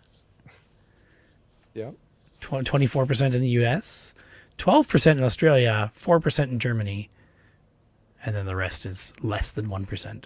If you're listening to this in a country, just if you shout at us on Twitter, on Twitter, whatever you want to call it, and just let us know where you're from. I'm very curious to see who's listening to us. We're at Not So Special on Twitter. Says 100% male and 100% 35 to 44. Yeah, this is why I called out Mrs. Q Dog, because she said she listens, but we have 0 female listeners according to her. Oh, I see. Maybe the stats are just bad, or she uses Eric's accounts. I think I asked her about that too. I think she said she does have her own. So, it could just be bad data too. Maybe it doesn't. Maybe she's really a man. From everywhere. Maybe she's really a man. I don't think so. We'll never know. We'll never know. She is the mother of 3 children, but it could be adopted. So she says. So she says. Yeah. Anyway. Spotify is also our number 1 listening platform. Yep. Podcast Addict being number 2, and then Apple Podcasts not far behind. Web browser is in there, and so is other. The Q Dogs, by the way, have been streaming lately. Yeah. And they have been very good at streaming. So also go and check out Mighty Q Dog and Mrs. Q Dog on Twitch. Watch them there. Tell them that. Are they streaming through her account as well now? Yeah, they are. Because they had done that before. Yeah, sometimes she does. Okay. So go and follow them there. The more you follow them, the more enticed they will be to stream more. Right? So yeah, get on that. I agree. They also drop some gems once in a while that I sent to Derek, so he. I know. For me. And you didn't don't clip them out to put them on here. Don't spoil them. They're gonna be intersprinkled, I'm sure, throughout this episode. That will. Good. I was hoping you would do something because I don't want that time to have gone to waste. Now, Did you hear what did happen also? They didn't realize that the episodes or the streams only stay up for 7 days on Twitch now. Mm-hmm. It used to be like 30 or something like that. Yeah, something like that, yeah. So they lost their recordings of some of the gameplay for the podcast episode that they have to do. Okay. But I had recorded that one or saved that one to get the audio out of it. And they mentioned this on their one video, on their stream, that they had lost this video. Yeah. No, it was on both. I think the stream and one of their in Q Dog houses. Okay. So I sent them the video file, and they were like, "Yes," because they got back a lot of their footage. Perfect. Yeah. See. Good. So it's good to rip your friends' videos and try to make fun of them. And make fun of them. It helps them. I was so close to deleting that video file too. Oh man. It's like, I don't need this. You don't, but it's a good thing you did keep it. Yeah. All right. I also have another section on upcoming. So February 1st, which is when this is coming out, is National Dark Chocolate Day. And National Girls and Women in Sports Day. And National Texas Day. National Get Up Day. I'm not going to even bother looking. National Baked Alaska Day. National Serpent Day. And National Freedom Day. Those are what this calendar has. And I'm going to use this calendar from now on. Every episode, I'm going to bring up what national days it is that this episode releases. Jeez. I feel like there's just like... Because I can. Days. Yeah. Oh, yeah, there's a lot. There's so many on every day. National Pancake Day. February 2nd is National Tater Tot Day. Like, what the heck? Are people just bored? Yes. And is this national for the States or for Canada? It's worldwide, I think. The one of them. So why is it national then? It should be Global Day. It's true. You know what I mean? That would be interesting. I don't think they explained that. No. And you know what? I don't care. I'm using this list anyway. Did you have an eBay story? An eBay story? Oh, yeah, because I remember one. It's a short one. Okay. Go ahead. It goes, buyer has paid $184.24. Get ready to ship. Your item sold for $130. Get ready to ship. New message from the buyer. New message from the buyer. Cancellation request. You have a new cancellation request from the buyer. That's true. I did have an immediate buy and an immediate cancel request. Yep. From the buyer. I think it was a guitar. Yeah. And then the message was like, "Oh, I bought this by accident. Can you please cancel?" Then they found cancel on their own. Yeah. I didn't have a chance. Like, all the notifications popped instantly on my phone. Yeah. So nothing. I mean, my phone's a little bit slower at notifications anyway. So, but yeah, very, very random. It would have been exciting to sell a guitar, but yeah, that would be nice. I sold. I think it was the same one I sold later anyway. So, I got more to go. I'm only listing three or four at a time. You also had some questions about a Mario Kart Double Dash for GameCube. I did? What manuals are inside of it? Oh. Man, you're like really digging here. Oh, yeah. Yeah, there was a guy who was like, this is the wrong kind of collector. Like, this is the kind of collector I don't want buying from me because it's just too much hassle. Someone who's just like, messages me and says, what inserts are in that game? So I have a Mario Kart Double Dash for sale. He wants to know what inserts I have. So I'm just like, it's got the precautions, it's got the manual, and it's got something else, another little promo thing. Yeah. And he's just like, oh, I think that promo thing's not supposed to be in there. It wasn't in there originally. I'm not sure how it got in there. It's supposed to have this one in there, this other one. I'm just like, I just stopped answering at that point. Like, I don't care. If you want to buy this, you sent me pictures of or I sent you pictures of what's in mine. You sent me pictures of what's in yours, and they're different. Like, yeah, mine had something that was like a French and English subscribe to Nintendo Power, right? And yours didn't have that same one. It had something different. It had like two other ones. But we have no idea, like, if things got moved around or or which one was even sold in this country. Yeah, like it could be one from the U.S. or even like different print runs that would have different. Actually, yours says Nintendo.ca on one of them too. Yeah. So ours are both probably Canadian, but different times, different variants, runs, different right? versions. They would have different inserts. But the thing I find interesting about people like that is if he wanted to buy yours, that means you've underpriced it. Well, it is underpriced. If he said, I'll take it. Yeah. Chances are you have a variant that he wants and doesn't have already. Yeah. Because you know he's probably a variant collector and already has the most common ones. Yeah. So that means yours is already worth more than the most common ones, probably. Yeah. Possibly. That is something that's interesting about that kind of collector. But yeah. Well, I do have my GameCube. I do have that underpriced, like according to eBay values. Like it should be $120, and I've got it for like 80. And no one still wants it. So it'll go to the Toronto Game Expo, coming on March 25th. You should come if you're listening. It's just February. There's still time to buy plane tickets, Q Dogs. I told the Q Dogs I'd buy them lunch if they came. And Derek will come if you guys come. See? Yeah. What I mean? Yeah. Not lunch. I'd buy them dinner. I might have to. I'd even buy them dinner. Yeah. It's not better than lunch. I'll buy them lunch. You know, the hot dogs that are sold outside. Yeah. Good. Definitely. And earlier today, I sent you two ads, one from Facebook Marketplace and one from Kijiji. The one from Facebook Marketplace says free Sony 3D glasses for the PlayStation TV. And the other one is a wanted Sony 3D glasses for PlayStation 3 from Kijiji. Yeah. So you could just go pick up the one for free and then go to the other guy and be like, hey, I got them. They're this much. But who knows how much he's willing to pay either. He didn't say. I've also messaged that guy since then because I have tomorrow off. So I was like, oh, I could go on my The free ones, yeah. Yeah, the free ones.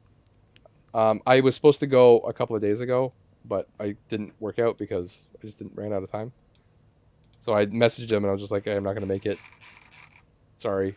Anyways, and then today, after you sent me the ads, I sent him a message again, like, hey, I'm off tomorrow. I can come anytime tomorrow. Let me know. He's looked at my message, but he hasn't answered me, so he's probably just wrote me off as unreliable. Interesting. I'm that guy. I'm that guy that I hate. So, you got an episode name? Maybe The Year of Cage? Year of Cage, or Join the Dark Side because of the emulation. Like that, or, and then people think it's Star Wars and it's clickbaity. You know what I mean? What's more clickbaity, Nicolas Cage or Star Wars? I mean, Nicolas Cage is pretty on brand for us. So it's on brand, but it's not clickbaity. No. Yeah. No, there's a difference. We shall see. Yep. Well, we are back to our old time limits here. We're almost at 3 hours, so we should probably call it. Bill is probably screaming for us to stop talking so he can get back to work. Everyone wants to drive. Then no. Here we go with Discord again. I had to put something on the Cage page. Of course. If anyone wants to follow along, we need to make a graphic. Maybe, I don't know, Derek, you can find a way to do this. I know you said, what did you say, GIMP? Yeah, GIMP. I want to find a way to get a tier list that we can edit and upload.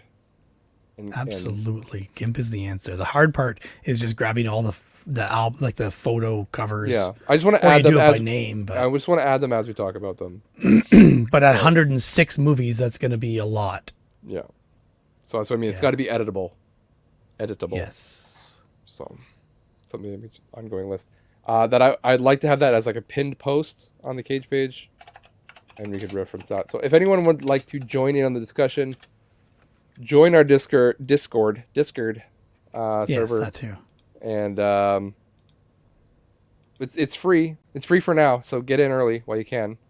Before we start charging money for it. Just ask me or Derek for a link, and we'll get you in. Easy as that. That's it. Thank you, everyone, for listening. Derek, do you have anything else to say? Sorry, I kind of just ended this. No, I don't. I'm looking up the tier list to see if there's any easy way to do that. Yeah. I don't think there's an easy way. We might have to come up with our own. It'll just be an Excel spreadsheet. You and Eric would love that. That would be good. And just have them in order. So, all right, Derek, I'm tired of talking to you. I'm going to go. No, you're not. You're going to hang up or stop recording, and we're going to talk for another 2 hours after this, because that's how it always happens. Of course. It'll just be a tech support call at this point. Thank you, everyone, for listening. We'll see you all in March. We'll have a March Madness, Nicolas Cage March Madness. Yes. We already have our episode titles for next month, but not this one. See you later. Bye. Now everybody's leaving. Everyone's gonna leave now.